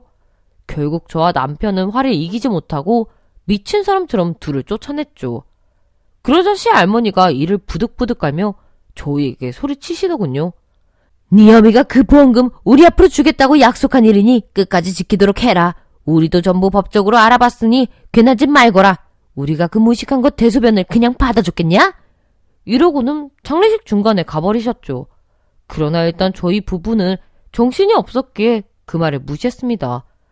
그렇게 장례가 끝나고 어머님 방에서 유품을 정리하면서 남편과 저는 결국 또 한 번 오열하고 말았네요. 어머님이 숨겨둔 상자를 발견했거든요. 거기에는 남편과 제 앞으로 남겨두신 보험 증권과 주식, 그리고 부동산이 있는 게 아니겠어요. 그리고 어머님의 마지막 편지가 있었습니다. 내가 마지막에 이렇게 너희를 고생시키다 가는구나. 너희의 심성으로 봤을 때 슬퍼하느라 이것저것 챙길 겨를도 없을 테고 또 너희 할머니와 고모의 성화에 아무것도 남길 수 없을 것 같아서 내가 미리 너희를 위해 준비해둔 것이란다. 내가 겪은 그 모진 세월을 너에겐 절대 이어가게 하기 싫구나. 할머니와 고모가 어떤 말로 위협을 한다 해도 절대 휘둘리지 말거라. 그게 내 마지막 부탁이고 유언이란다. 내 인생에 너희가 있었던 건 정말 큰 축복이었단다. 앞으로도 서로 아껴주며 행복하게 살다가 먼 훗날에 다시 만나자꾸나. 사랑한다 내 아이들아. 편지는 그렇게 마무리가 되었습니다. 그 후에 할머님과 시고모는 저희를 고소하겠다고 난리를 쳤지만 아무런 법적 근거가 없었기에 불가능했죠. 저희는 그 둘에게 어머님이 남기신 돈을 한 푼도 주지 않고 완전히 인연을 끊었습니다. 그게 어머니가 저를 위해 준비한 복수였던 것 같네요. 사실 제가 못돼 먹어 그런지 속이 시원하긴 했어요. 참 어쩌다 보니 저희 어머님의 모든 시집살이에 대한 이야기가 되었네요. 하지만 제가 정말 하고 싶은 말은 어머님께서 남긴 위대한 유산에 관한 이야기입니다. 어머님은 아무리 힘든 상황에서도 남편과 자식을 생각하며 행복을 갖고 가신 분이세요. 그 강한 마음이 저에게 큰 유산이 되었습니다. 언제나 어머님을 생각하며 힘든 일이 있어도 그 속에서 행복을 찾아가는 사람이 되고 싶네요. 긴 이야기 들어주셔서 감사합니다. 안녕하세요. 저는 60대 중반의 여자예요. 저희 부부가 겪은 기막힌 일을 말하고 싶어서 이렇게 사연을 보냅니다. 남편이랑 저는 중매로 처음 만났어요. 둘째 고모부가 그 당시에 회사를 운영하고 있었는데 본인 회사에 괜찮은 총각이 있다면서 한번 만나보라고 했거든요. 저랑 남편은 2번 정도 더 만나서 대화를 나눠보다가 본격적으로 교제했어요. 그리고 교제한 지 6개월 후에 결혼 날짜를 잡았죠. 시어머니는 되도록 결혼을 빨리 하길 바라셨어요. 왜냐하면 시아버님이 지병이 있으셔서 몸이 좋지 않으셨거든요. 그래서 시어머니가 원하는 대로 속전속결로 결혼식을 올렸습니다. 솔직히 처음에 결혼 준비할 때는 우리 결혼인데 이렇게 번갯불에 콩 구워 먹듯이 해야 하는 거야? 라는 불만을 품고 있었죠. 하지만 나중에 결혼하고 나서 빨리 결혼하길 잘했다고 생각했어요. 시아버지가 저희 부부가 결혼한 지 6개월 만에 돌아가셨거든요. 저는 규모가 작은 직장에 다니고 있다가 임신한 후에 그만뒀습니다. 마음 같아서는 출산 전까지 다니고 싶었는데 제가 임신하자마자 회사에서 눈치를 줬어요. 요즘은 출산하고 나서도 육아휴직을 내고 1년 후에 복직할 수 있는 시대지만 그때는 어림도 없었죠. 그래서 하는 수 없이 오랫동안 다니던 직장을 그만두고 살림만 했습니다. 다행히 남편이 육아를 많이 도와줬어요. 그 당시에는 독박육아라고 하나요? 아내만 육아하고 남편은 거의 관여하지 않잖아요. 서러워도 그게 당연시되는 사회의 흐름이었죠. 그런데 저희 남편은 다른 남편들이랑 조금 달랐어요. 집안일도 많이 도와줬고 육아에도 많이 관여했죠. 나중에 시어머니가 말씀해 주셨는데 시아버지가 그러셨다고 하더라고요. 저희 남편은 아들이 초등학교 들어갈 무렵에 다니던 직장을 그만뒀습니다. 어느 날 저에게 나 직장 그만두고 사업해도 돼? 라고 물어보더라고요. 남편 질문에 저는 바로 그렇게 하라고 했습니다. 만약에 남편이 밑도 끝도 없이 갑자기 사업하겠다고 했으면 도시락 싸들고 다니면서 말렸을 거예요. 그런데 남편은 저랑 결혼하기 전부터 차근히 사업을 준비했어요. 당연히 직장 다니면서도 준비했고요. 그래서 저는 언젠가 남편이 회사를 그만두고 사업을 할 거라는 사실을 알고 있었습니다. 그리고 남편이 사업을 잘 이끌어갈 수 있을 것 같다는 믿음도 있었기 때문이에요. 제 믿음대로 남편은 잘 이끌어 나갔어요. 물론 처음부터 잘한 것은 아니었죠. 여러 가지 어려움도 많았고 시행착오도 많이 겪었어요. 그런데도 남편은 위기를 잘 극복하고 자기 사업을 잘 해나갔죠. 노력한 게 빛을 봤다고 해야 할까요? 남편 사업은 2년쯤 됐을 때 안정화가 되더니 3년 후부터는 날개를 달기 시작했어요. 5명이었던 직원은 순식간에 30명이 되었죠. 20평 남짓했던 저희 집은 50평대 아파트가 되었고요. 10년이나 타고 다녔던 남편 차도 외제차로 바뀌었습니다. 게다가 남편은 사업에서 번 돈으로 부동산도 시작했어요. 그건 역시 대박쳤고요. 저희 부부는 주변 사람들에게 언제나 베풀면서 살려고 노력했습니다. 가족들에게도 잘하고요. 이렇게 인생을 정리해보니까 복 많은 삶이었던 것 같네요. 남편 사업도 안정적이었지만 저희 아들도 무난했어요. 아들은 사춘기 때도 딱히 속상하게 만드는 행동을 하지 않았죠. 기껏해야 몰래 학원을 몇 번 빼먹는 정도였을까요? 전국에서 놀 정도로 공부를 잘하진 않았지만 그래도 어느 정도는 했었어요. 아들은 고등학교 졸업 후에 서울에 있는 4년대 대학에 들어갔습니다. 그리고 나서 제대 후 학교를 졸업하고 1년 동안 열심히 취직 준비를 했죠. 그리고 당당하게 들어가고 싶어 했던 대기업에 들어갔습니다. 그러던 어느 날이었어요. 오랜만에 가족들끼리 주말 저녁에 식사하고 있었는데 아들이 갑자기 할 말이 있다고 하더군요. 뭐냐고 물었더니 결혼하고 싶은 여자가 있다고 하는 거예요. 아들이 독립해서 살고 있었던 터라 그 말을 듣기 전까지 여자친구가 있다는 사실도 모르고 있었어요. 제가 남편에게 당신은 땡땡이 여자친구 있는 거 알고 있었어? 라고 물었더니 본인도 몰랐다고 하더라고요. 남편이 아들에게 여자친구는 어떤 사람이냐고 물었더니 자기보다 2살 어리다고 했어요. 그리고 협력업체 직원이라고 했죠. 협력업체 사람들이랑 다 같이 회식한 적이 있었는데 그때 여자친구를 처음 봤대요. 같은 테이블에 앉아서 이런저런 대화를 나누다가 친해졌답니다. 만난 지 얼마 정도 됐냐고 물으니까 5개월 정도 됐다고 하더군요. 아들은 괜찮으면 여자친구를 소개해주고 싶다고 했어요. 이전까지는 아들이 여자친구를 저희 부부에게 소개해준 적이 단 한 번도 없어요. 여자친구가 있다는 사실도 말해준 적 없고요. 그런 아들이 여자친구를 소개해준다니 정말 결혼하고 싶은 여자인 것 같더라고요. 남편이 흔쾌히 그러자고 해서 저도 다음 주말에 데리고 오라고 했죠. 그래서 주말에 아들이 여자친구를 집으로 데리고 왔는데 참하고 단아한 이미지의 아가씨였어요. 제가 이것저것 물어보다가 가족에 관해서도 물어봤는데 아버지는 오래전에 돌아가시고 어머니는 시골에서 혼자 살고 계시다고 하더라고요. 성격도 하는 일도 나쁘지 않은 것 같아서 결혼을 허락했습니다. 아들은 상견례를 마치고 나서 바로 준비한 후에 결혼했죠. 그리고 나서 결혼한 지 1년 뒤에 손녀딸을 낳았어요. 며느리는 참 싹싹했어요. 저희 부부랑 아들에게도 잘했고요. 게다가 요리 솜씨도 좋았죠. 남편은 그런 며느리를 특히 예뻐했어요. 며느리 사랑은 시아버지 사랑이라더니 그 말이 정답이더군요. 아들까지 출가하니까 더 바랄 게 없었습니다. 묵혀놨던 숙제를 끝낸 기분이라고 할까요? 시원섭섭한 느낌이 들었어요.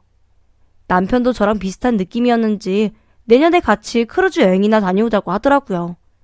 그러면서 이제부터 1년마다 여행 다니면서 노후를 즐겁게 살자고 했어요. 저는 남편 말처럼 저희 부부가 그렇게 살 수 있을 거로 생각했습니다. 그래서 내년에 갈 크루즈 여행에 설레하면서 하루하루를 보냈죠. 하지만 그건 아주 큰 착각이었습니다. 어떻게 저에게 그런 일이 일어날 수 있는지 감히 상상도 하지 못했네요. 그날도 어김없이 매일 7시면 집에 오는 남편을 위해 저녁 식사를 준비했습니다. 준비를 모두 마치니까 6시 반 정도 됐더군요. 저는 남편을 기다리면서 잠깐 소파에 앉아서 TV를 봤죠. 그런데 저녁 8시가 넘도록 남편이 오지 않는 거예요. 처음에는 직원들이랑 회식하나? 라고 생각했어요. 그래도 조금 이상하긴 했습니다. 남편이 귀가 시간이 늦으면 꼭 연락해서 알려줬거든요. 남편에게 바로 전화했는데 받지 않더군요. 밤 12시가 넘어가면서부터는 슬슬 불안해지기 시작했어요. 혹시 하는 마음으로 아들에게 전화해서 혹시 네 아버지한테 연락 온 거 없니? 라고 물어봤는데 없다고 했어요.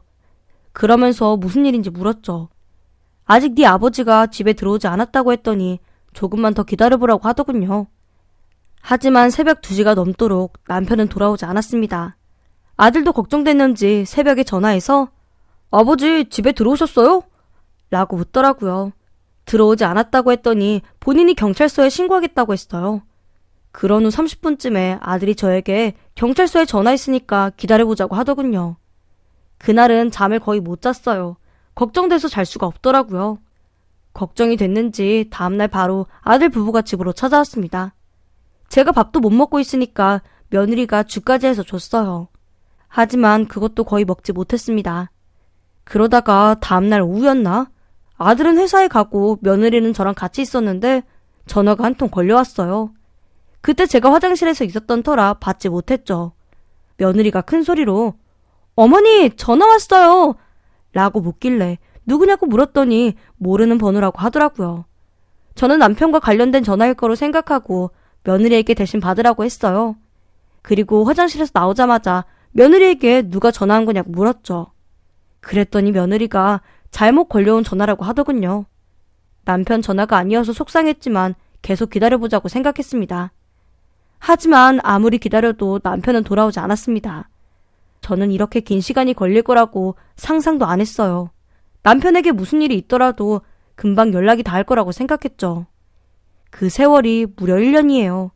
그 1년이 저에게는 지옥이었어요. 몸무게가 1년 안에 10kg나 빠졌죠. 어떻게든 버텨보려고 했지만 도저히 그럴 자신이 없었습니다. 별 생각이 다 들었어요. 처음에는 남편이 진짜 가출한 줄 알았어요. 그래서 남편 짐을 다 살펴봤는데 그대로더군요. 그 다음에는 혹시 바람이 났나? 라는 생각도 했어요. 그러지 않고서는 갑자기 이렇게 사라질 수가 없으니까요. 그러다가 한 8개월 정도 되니까 남편이 살아있지 않을 수도 있겠다는 생각이 들더라고요. 친척들도 그리 생각하는 것 같았고요. 저 모르게 작은 고모가 아는 무당을 찾아가서 저희 남편 행방을 물었는데 이미 이 세상 사람이 아니라고 했답니다. 그럼에도 불구하고 저는 끝까지 남편을 찾고 기다렸어요. 매일매일 거리로 나가서 전단지를 돌리면서 남편을 찾았죠. 저희 며느리도 저를 많이 도와줬어요. 제정신으로 살지 못하는 저를 대신해서 집안일도 해주고 제 끼니도 챙겨주더군요. 그러던 중 한 통의 전화를 받았습니다. 그때가 새벽 1시쯤이었을 거예요. 남편이 사라지고 나서 저는 단 하루도 침대에서 잠을 자지 않았어요. 왠지 죄스러운 마음이 들어서요. 그래서 항상 소파에 웅크린 채로 잠이 들었죠. 그날도 어김없이 소파에서 쪽잠을 자고 있었는데 언급했던 거와 같이 전화가 한 통 걸려왔어요. 저는 자다가 바로 일어나서 전화를 받았습니다. 제가 전화를 받았을 때 처음에는 아무 말이 없었어요. 뭐지? 장난 전화인가? 생각하면서 다시 한번 여보세요? 말씀하세요! 라고 말했는데 수화기 너머로 여보? 당신 맞지? 라는 소리가 들려왔습니다. 저는 바로 그 목소리의 주인이 남편이라는 사실을 알 수 있었죠. 제가 다급하게 당신 어디야? 지금까지 어디에 있었어? 라고 말했어요. 그랬더니 남편이 횡설수설하면서 잘 모르겠다고 하더군요. 그러면서 울먹거리는 목소리로 자기를 좀 데리러 와달라고 했어요.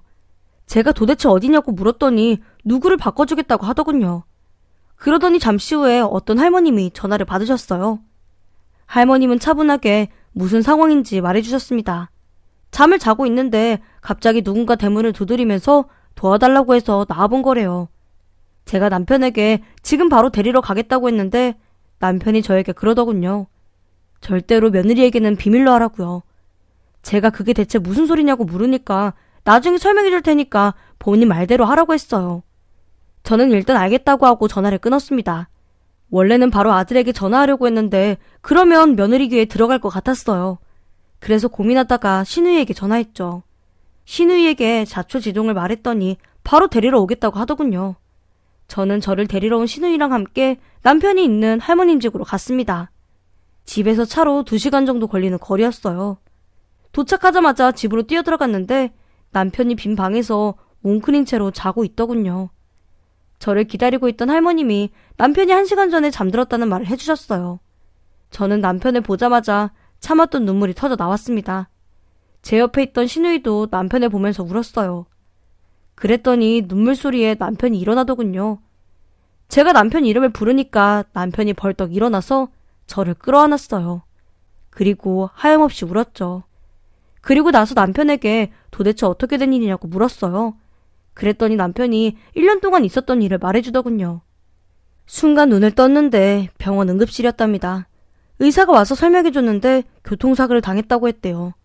그런데 아무리 생각해봐도 자신의 이름, 집 주소, 사는 곳, 가족 이름 등이 전혀 기억나지 않았답니다. 다만 휴대전화 딱 하나만 또렷하게 기억났대요. 그래서 간호사가 그 번호로 전화를 해줬답니다.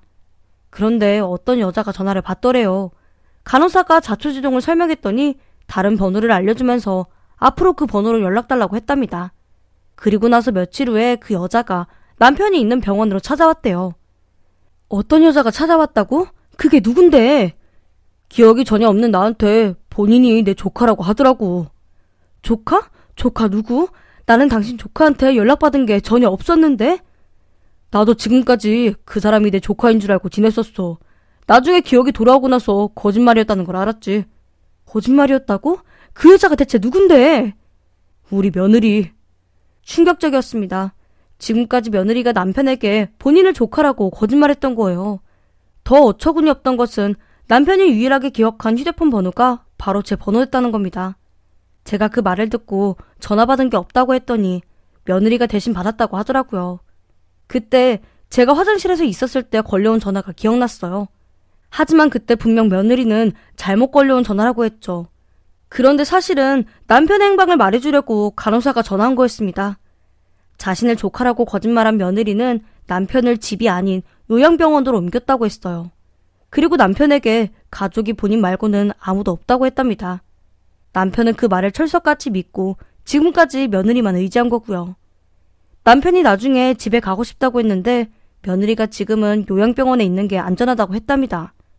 왜 그러냐고 물었더니 남편이 지금 빚쟁이들에게 쫓기는 신세라고 했대요. 교통사고도 빚쟁이랑 관련이 있을 거라고 하고요. 그래서 요양병원에 있는 게 안전하다고 했답니다. 남편은 고지고대로 그 말을 듣고 요양병원에 있었던 거예요. 더 황당한 것은 남편이 신분증을 재발급 받았는데 그걸 며느리가 주지 않았대요. 남편이 며느리에게 왜 신분증을 주지 않느냐고 물었더니 본인이 가지고 있는 게 안전하다며 통장도 재발급을 받는 게 좋을 것 같다는 말을 했답니다. 심지어 인감도장까지 새로 만들어야 한다고 하면서요. 그때 남편이 좀 이상하다는 생각이 들었대요. 빚쟁이에게 쫓길 정도면 사실 돈이 없는 거와 마찬가지인데 그러면 통장이 필요 없는 거잖아요. 그래서 며느리에게 통장은 왜 재발급 받아야 하는 거냐고 물었더니 설명은 해주지 않고 일단 그렇게 하는 게 좋겠다고 했답니다. 그 말을 듣고 남편에게 통장이랑 인감을 새로 만들었냐고 물었더니 왠지 기분이 좋지 않아서 버티고 있었다고 하더군요. 그랬더니 그러면 보험비라도 타자고 하길래 남편이 보험비를 받아서 며느리에게 줬대요. 금액을 정확하게 알 수는 없었는데 꽤 됐다고 하더라고요. 남편은 무려 1년 동안 요양병원에 있다가 갑자기 정신을 차렸다고 했어요. 밤에 자다가 문득 모든 기억이 돌아왔답니다. 그래서 사람들 눈을 피해서 도망쳐 나올 수 있었던 거예요. 남편에게서 모든 이야기를 듣고 온몸에 소름이 끼쳤습니다. 옆에서 듣고 있던 시누이는 걔가 돈 때문에 그랬나 보네 라고 하더군요. 저도 같은 생각이었어요. 그렇지 않고는 가족들에게 말하지 않고 남편을 빼돌릴 순 없으니까요. 저는 시누이랑 같이 남편을 집으로 데리고 왔습니다. 그때까지도 아들 부부에게 따로 연락하진 않았고요. 마음 같아서는 당장 며느리를 찾아가 머리채라도 잡고 싶었는데 그럴수록 더욱 신중하게 움직이겠다는 생각이 들더라고요. 저는 이틀 후에 아들에게 전화해서 며느리에게는 비밀로 하고 집으로 오라고 했어요. 아들이 무슨 일인지 물었지만 집에 오면 알 수 있다고만 대답했죠. 며느리에게는 친구를 만나러 간다고 하고 저희 집에 온 아들은 남편을 보자마자 놀라워했어요. 그리고 저희 부부에게 도대체 이게 어떻게 된 일이냐고 물었죠. 저는 남편에게 들은 이야기를 모두 아들에게 전했습니다. 처음에 아들은 믿지 않았어요. 아들 반응은 이미 짐작하고 있었죠. 저 같아도 믿기 힘들었을 것 같아요. 남편이 사실이라고 하면서 다시 한번 그간의 일을 아주 자세히 말해주니까 그제야 믿더군요. 저는 아들에게 며느리가 남편 보험비를 받아서 어디에 썼는지 조용히 알아보라고 말했어요. 그리고 남편을 요양병원에 가둬두면서까지 돈이 필요했던 이유도 알아보라고 했죠. 아들은 곰곰이 생각해보다가 알겠다고 했습니다. 혼자서 알아보는 것은 무리였다고 생각했는지 아들은 사람을 고용해서 모든 것을 알아봤죠. 그때까지 며느리가 저희 집에 오지 못하도록 했습니다. 모든 계획을 비밀로 하기 위해서요. 시간은 그리 오래 걸리지 않았어요. 모든 것을 알아낸 아들이 몰래 저희 집에 와서 사실을 말해주는데 다시 한번 경악했습니다. 글쎄 며느리에게 5년 동안 동거하던 남자가 있었대요. 결혼하고 나서도 그 남자랑 관계를 이어나가고 있었고요. 더 기가 막히는 것은 며느리랑 그 내연남이 도박 중독이었답니다. 결혼 전에 도박 빚이 꽤 많았대요. 그 빚 때문에 며느리 내연남은 쫓기듯이 지내고 있었고요. 빚쟁이들 때문이겠죠. 그 빚들이 모두 내연남 앞으로 되어 있어서 며느리는 빚쟁이들에게 쫓기진 않았나 봐요. 대신 내연남이 숨어서 지낼 수 있도록 금전적인 부분을 지원해줬답니다. 그리고 빚을 빨리 갚을 수 있도록 도와줬고요. 지금까지 며느리가 아들 모르게 빼돌린 돈도 상당한 것 같더군요. 그리고 지금은 연락이 끊긴 며느리 친구를 어렵게 찾아내서 아들이 직접 만났다고 했어요. 그런데 그 친구가 그랬답니다. 며느리가 의도적으로 아들에게 접근한 것 같다고요. 이유는 저희 부부가 가지고 있는 돈이 많은 것 같아서요. 모든 사실을 알게 되고 증거까지 나온 이상 가만히 있을 수가 없었습니다. 그래서 바로 며느리를 집으로 불렀죠. 아무것도 알지 못하는 며느리는 저를 위해서 죽까지 가져왔더군요. 며느리는 거실 소파에 앉아있는 저희 남편을 보자마자 기겁했습니다. 그 표정을 아직도 잊을 수가 없네요. 며느리는 어찌나 뻔뻔하던지 남편에게 지금까지 어디 있었냐고 가족들이 모두 찾았다고 말했어요. 지금까지 어디 있었냐고? 네가 나를 요양병원에 숨겨놓고 있었잖아. 아버님, 그게 대체 무슨 말씀이세요? 제대로 된 검진은 받아보신 거예요? 그 말을 듣자마자 아들이 며느리 뺨을 때렸어요. 그리고 자신이 그동안 모은 증거를 모두 보여줬죠. 그런데도 며느리는 끝까지 아니라고 하면서 부정했어요. 하지만 내연남이 사는 집 주소까지 알아냈다는 아들 말에 그제야 모든 것이 사실이라고 인정했습니다. 제가 며느리에게 고래고래 소리 지르면서 어떻게 그런 짓을 벌일 수 있냐고 물었어요. 그랬더니 며느리가 무릎을 꿇더니 저희 부부에게 한 번만 용서해달라고 빌더라고요. 도박빚 때문에 잠깐 미친 것 같다고 하면서요. 애초부터 돈을 노리고 우리 아들에게 접근한 거 아니냐고 했는데 그건 끝까지 아니라고 했습니다. 하지만 저희 부부는 믿지 않았어요. 돈 때문에 아들이랑 결혼한 거니까 남편이 교통사고를 당했다는 전화를 받았을 때 바로 거짓말할 수 있었던 거예요. 그렇지 않고는 기다렸다는 듯이 거짓말할 순 없으니까요. 그렇게 생각하니 소름 끼치고 끔찍해요. 이것보다 더 큰일이 일어날 수도 있었겠다는 생각이 들고요. 아들은 당장 이혼하자고 말했지만 며느리는 아들의 바지가랑이를 붙잡고 용서해달라고 빌었어요. 내연남도 당장 정리하겠다고요. 그러나 아들은 그 말을 믿지 않고 이혼해주지 않으면 소송을 걸겠다고 했습니다. 그리고 경찰이 당장 신고할 거라고요. 신고할 거라는 말에 며느리가 울고불고 난리를 치면서 아들이랑 저희 부부에게 제발 용서해달라고 했어요. 소녀딸을 봐서라도 그냥 넘어가달라고 말했죠. 저는 당장 며느리를 신고하고 싶었어요. 그런데 남편이랑 아들 생각은 조금 달랐던 것 같습니다. 아무래도 손녀딸 때문이었던 것 같아요. 나중에 남편이 저에게 손녀를 위해서라도 며느리를 범죄자로는 만들지 말자고 하더군요. 아들도 저에게 비슷한 말을 했고요. 속에서 불이 나는 것 같이 억울했지만 손녀딸을 위해서는 그게 맞는 것 같아서 꾹꾹 참았습니다. 아들은 며느리에게 신고하지 않을 테니까 조용히 몸만 나가달라고 했어요. 그리고 가져간 남편 보험금을 돌려달라고 말했죠. 그랬더니 며느리가 시키는 대로 하겠다고 하며 일주일 후에 가져간 보험금을 돌려줬어요. 하지만 전액을 받지 못했습니다. 일부는 도박빚을 갚는 데 사용했다고 하더라고요. 기가 막혔지만 그냥 참았습니다. 아들은 보험금을 돌려받자마자 며느리랑 협의 이혼했어요. 이혼 전에 며느리는 이미 짐을 챙겨서 집을 나갔고요. 현재 며느리가 어디에서 어떻게 사는지 알지 못해요. 아들도 모른다고 하더라고요. 한 달 전쯤인가 며느리에게 전화가 한번 오긴 했어요. 모르는 번호라서 고민하다가 받았는데 며느리였죠. 며느리는 울먹거리면서 저에게 죄송하다고 말했어요. 그 말을 듣고 저는 며느리가 반성한 줄 알았거든요. 그런데 죄송하다고 말하고 나서 바로 돈 좀 빌려달라고 하더군요. 저는 다시는 전화하지 말라고 말한 후에 바로 끊었습니다. 번호도 차단해버리고요. 저는 평생 며느리 얼굴을 보고 싶지 않아요. 아들도 그리 말하고요. 며느리가 참하고 싹싹하다고 생각했는데 역시 사람 속은 알 수가 없나 봐요. 돌이켜보면 며느리가 작정하고 우리 집에 들어온 건데 당연히 모를 수밖에 없었다는 생각이 듭니다. 다만 손녀가 참으로 안타깝습니다. 부디 손녀는 엄마가 어떤 사람인지 평생 몰랐으면 좋겠어요. 그리만 된다면 더 바랄 것이 없을 것 같네요. 남편은 일이 다 해결되고 나서도 며느리에게 받은 충격이 컸는지 한동안은 불면증에 시달렸어요. 다행히도 지금은 심리상담을 받고 나서 잘 지내고 있습니다. 몸도 좋아졌고요. 저는 저희 가족이 이 끔찍한 상처를 극복하고 다시 행복을 되찾았으면 좋겠네요. 그리고 다시는 이런 일을 겪지 않았으면 해요. 비록 며느리를 처벌하진 못했지만 그 죗값을 어떻게라도 받았으면 좋겠어요. 그래야 며느리가 같은 죄를 저지르진 못할 테니까요. 제 이야기를 들어주셔서 감사합니다. 다들 건강하세요. 안녕하세요. 저는 60하고도 8을 더 먹은 남자입니다. 요새는 세상이 참 좋아진 것 같아요. 다들 개인 핸드폰도 들고 다니고 개인 컴퓨터며 텔레비전이며 제가 어렸을 때는 상상도 못한 그런 세상을 살고 있네요. 요새는 가난해서 밥 굶는 일도 거의 없잖아요. 하지만 제가 자란 시대에는 거의 모두가 가난에 굶주렸습니다. 저희 집 또한 엄청나게 가난했었죠. 밥을 먹는 날보다 못 먹는 날이 많다 보니 언젠가는 이 지긋지긋한 가난에서 벗어나야겠다는 다짐으로 앞만 보고 달려온 것 같아요. 그런데 옛날 이야기가 나와서 말인데 저와 비슷한 또래분들은 다들 아실 거예요. 그때 밥도 못 먹던 시절이니 간식이 따로 있겠습니까? 누룽지나 얻어먹으면 잘 먹는 날이었죠. 그래서 한국 전쟁 후에 파병 나온 미군들을 쫓아다니며 그렇게 초콜릿을 얻어먹었습니다. 너나 할 것 없이 쫓아다니며 어깨너머로 들은 영어로 초콜릿을 달라고 외쳐댔죠.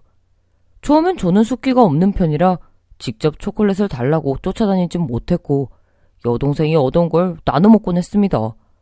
그러다 나중에 하나라도 더 먹고 싶은 마음에 숫기고 뭐고 다 집어치우고 다른 아이들과 마찬가지로 미군 병사에게 매달렸네요. 돌이켜 생각해도 나라가 참 가난했구나. 절대 다시 그런 시절로 돌아가면 안 되겠구나. 그런 생각이 많이 듭니다. 그런데 또 모두가 이렇게 가난한 건 아니었어요. 그 당시 저희 동네에 대감집이라고 불리는 집이 있었는데 그 집은 동네 사람들 한 달 먹을 쌀과 보리를 일주일이면 다 먹어치운다고 소문이 난 집이었죠. 그 집 어른들은 제 기억에 좋은 분들이셔서 특히나 어렵게 사는 동네 아이들이나 어른들에게 많은 도움을 주셨던 게 기억이 납니다. 하지만 그 집 자식들은 어찌 그렇게 못돼 처먹었는지 동네 아이들이 모여서 놀다가도 그 집 자식들만 오면 뒷걸음쳐서 도망갈 정도였죠. 그 대감집엔 자식이 5이었는데 위로셋은 제가 국민학교 다닐 때 이미 20살이 넘었어요. 그러다 보니 동네 꼬마들과 마주칠 일이 없었죠. 문제는 그 집 막내딸과 그의 오빠였습니다. 도대체 부모도 그렇게 좋은 사람들인데 어디서 그런 짓을 배웠는지 동네 어른들도 그 둘이라면 고개를 절레절레 흔들 정도였어요. 처음엔 요 못된 남매가 동네 아이들을 모아다가 떡을 하나씩 쥐어주더군요. 여기까지야 다들 고마워하며 걸신 들린 것처럼 먹어댔죠. 그런데 애들이 떡을 다 먹은 걸 보자 또 한 수쿠리를 짊어지고 나왔습니다. 그런데 이번엔 그 떡을 나눠주는 것이 아니라 다들 침을 꼴깍거리도록 앞에서 쩝쩝거리며 지들 둘만 먹는 것이 아니겠어요.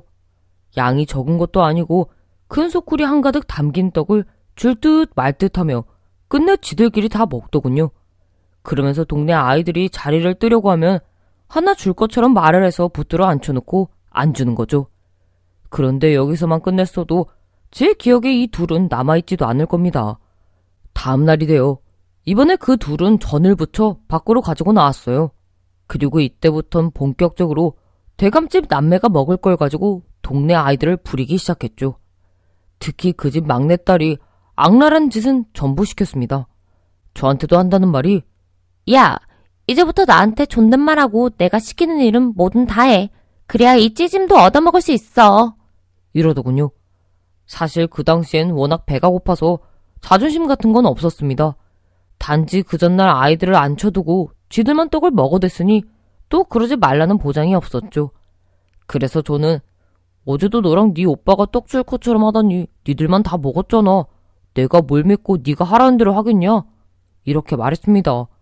그런데 제 말이 먹혀들었는지 저는 손가락 마디 하나 정도로 작게 뜯어서 제 손에 쥐어주더군요. 그들은 한동안 그 남매에게 휘둘려서 온갖 고약한 장난이며 못된 짓들을 하게 되었죠. 심지어 저보다 2~3살은 어린 고 계집애에겐 꼬박꼬박 존댓말을 썼어요. 그러다 특별한 계기가 있었던 건 아니지만 언제부턴가 그 남매를 상대하지 않았습니다. 어린 제 딴에도 이건 아니다 싶었겠죠. 그러다 어느새 중학교에 가면서 그 남매는 도시로 나가느라 얼굴 볼 일이 거의 없었어요.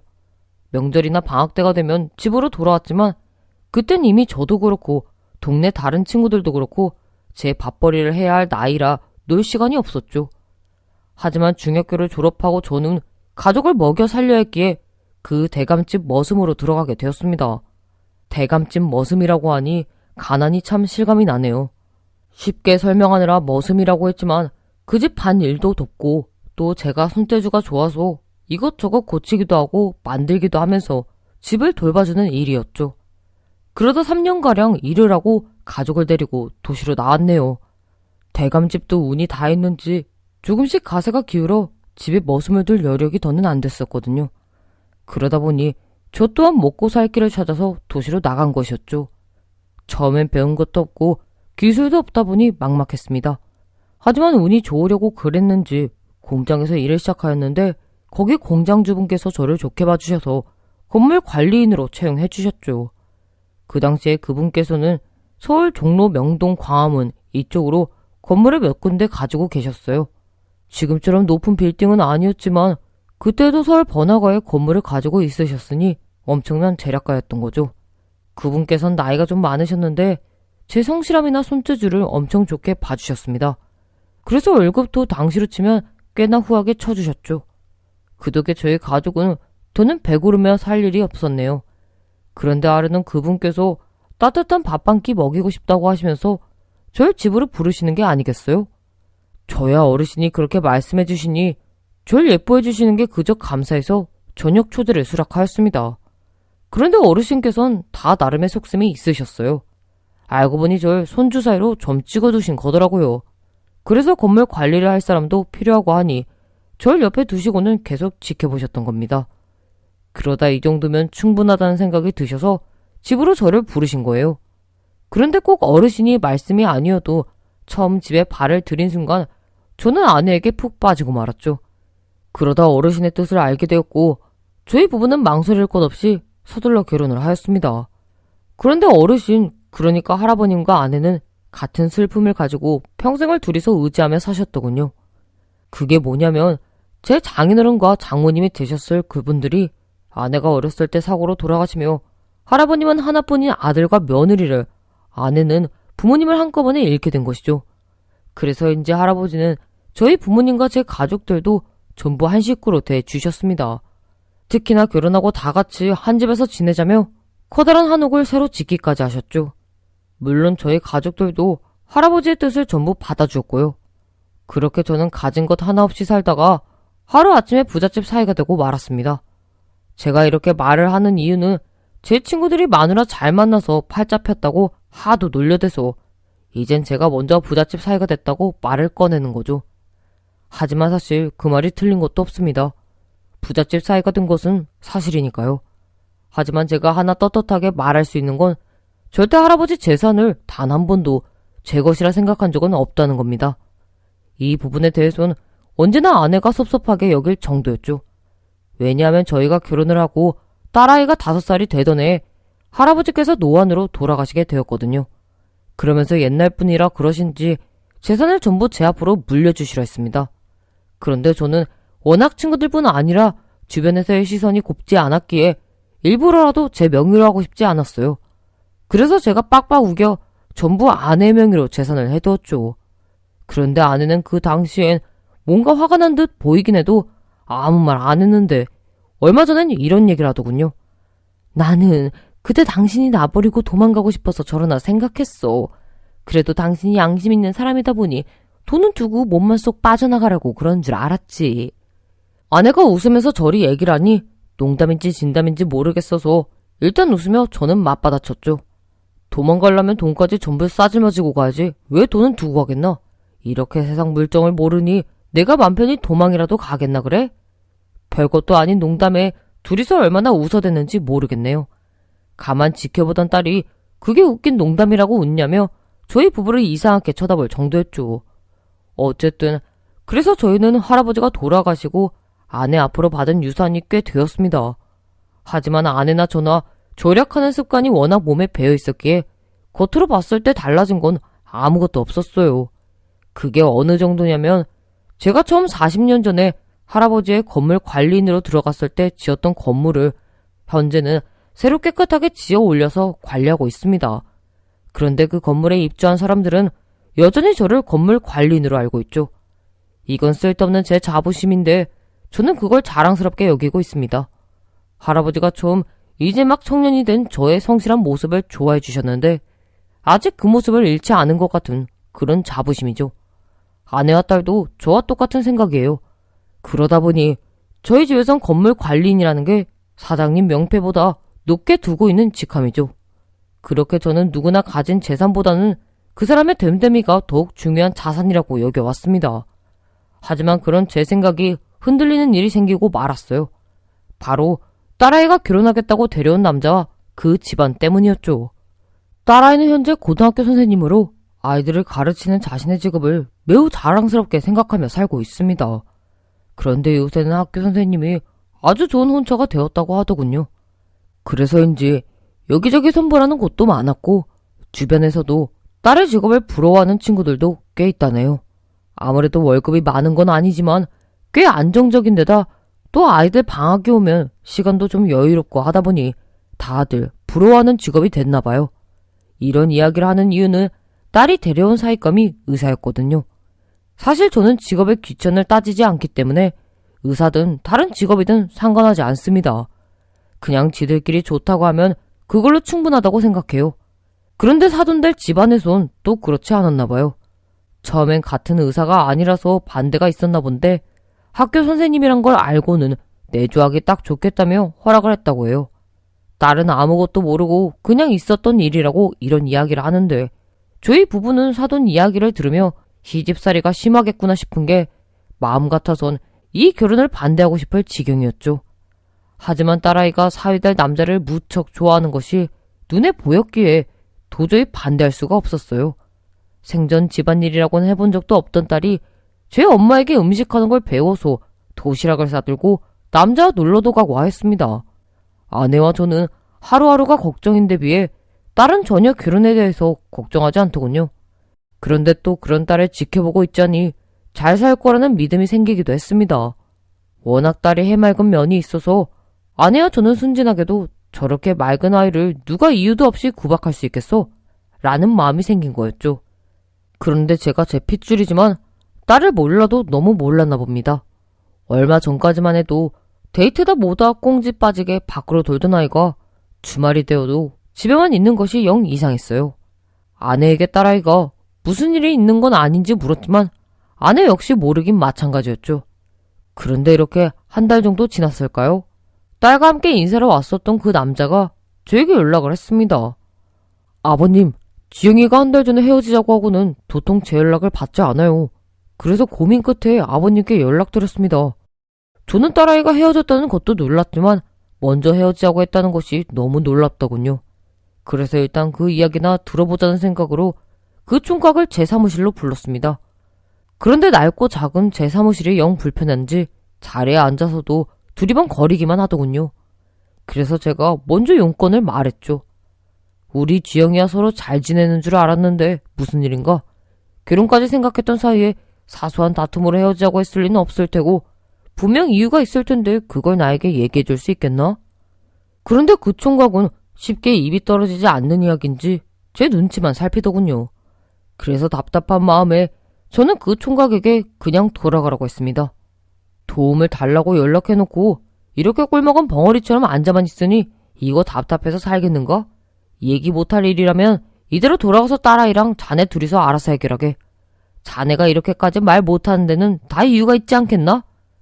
제가 그렇게 말하고 자리에서 일어서니 그 총각은 그제야 조심스럽게 말을 꺼내기 시작했죠.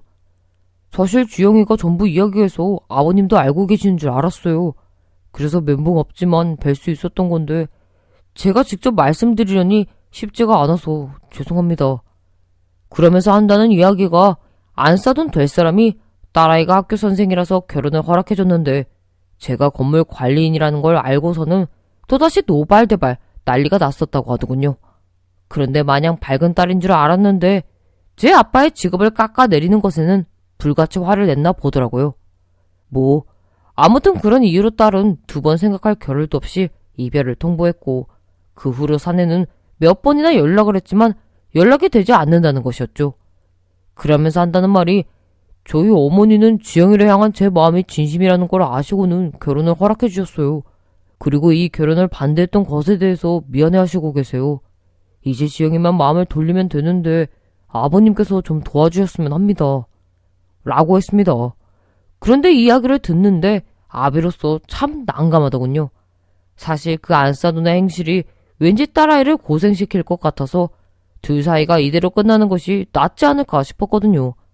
그런데 또 한편으로는 젊은 총각이 얼마나 딸에 대한 마음이 애틋했으면 이렇게 저를 찾아와 딸의 마음을 돌려달라고 부탁하는 건가 싶어서 마음이 쓰이더군요.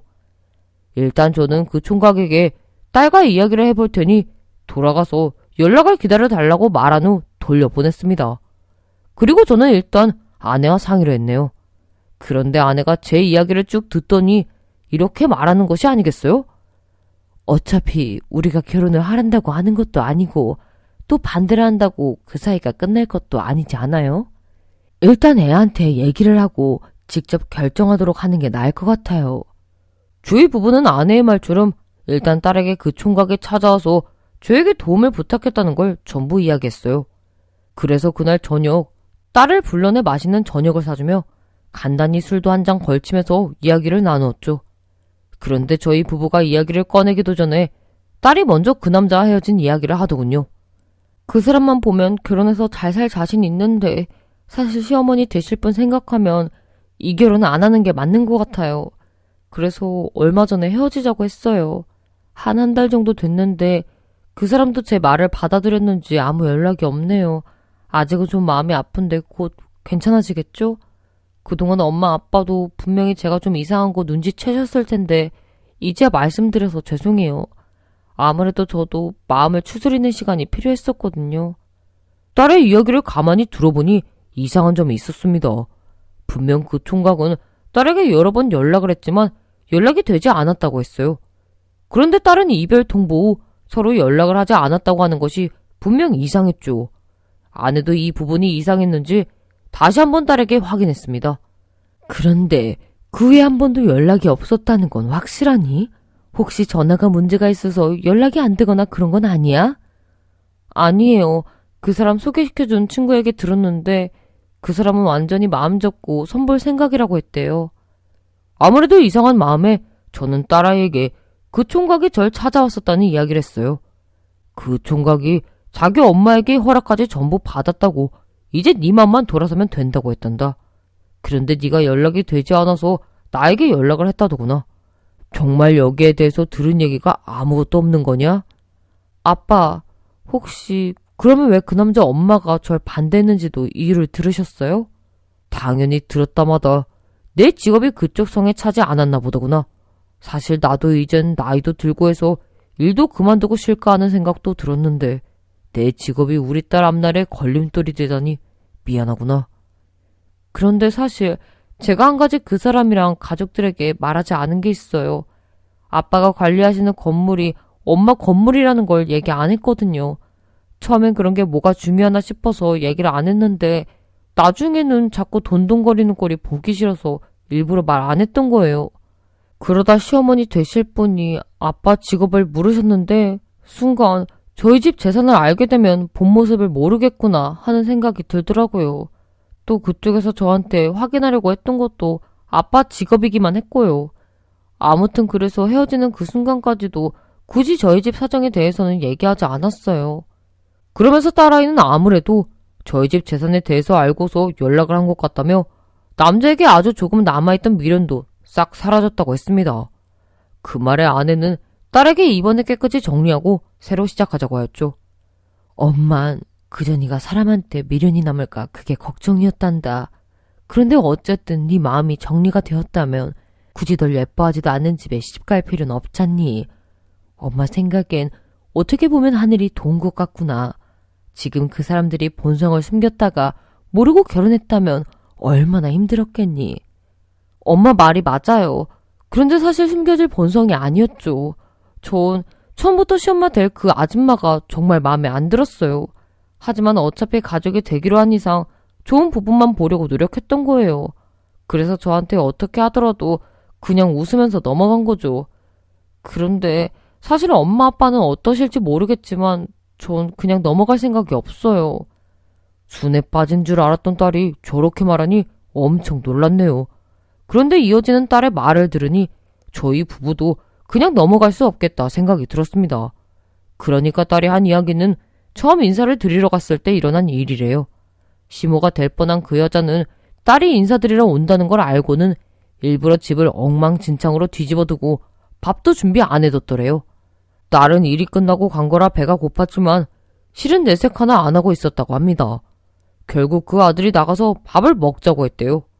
그런데 그 시모가 한다는 말이 며느리 되겠다고 찾아온 애가 있는데 내가 왜 나가서 밥을 먹니? 얘 얼른 밥 좀 해라. 그리고 오늘 청소하는 아줌마가 안 와서 집이 엉망이다. 밥 되는 동안 청소기도 밀고 좀 해라. 난 두통 때문에 좀 누워있으마. 그랬다더군요. 일단 딸은 당황스러웠지만 남자친구와 함께 밥을 하고 집안 정리를 했다고 했습니다. 그리고 늦은 저녁을 먹으며 시모가 한다는 말이 이번엔 바로 돈 얘기를 꺼낸 거예요.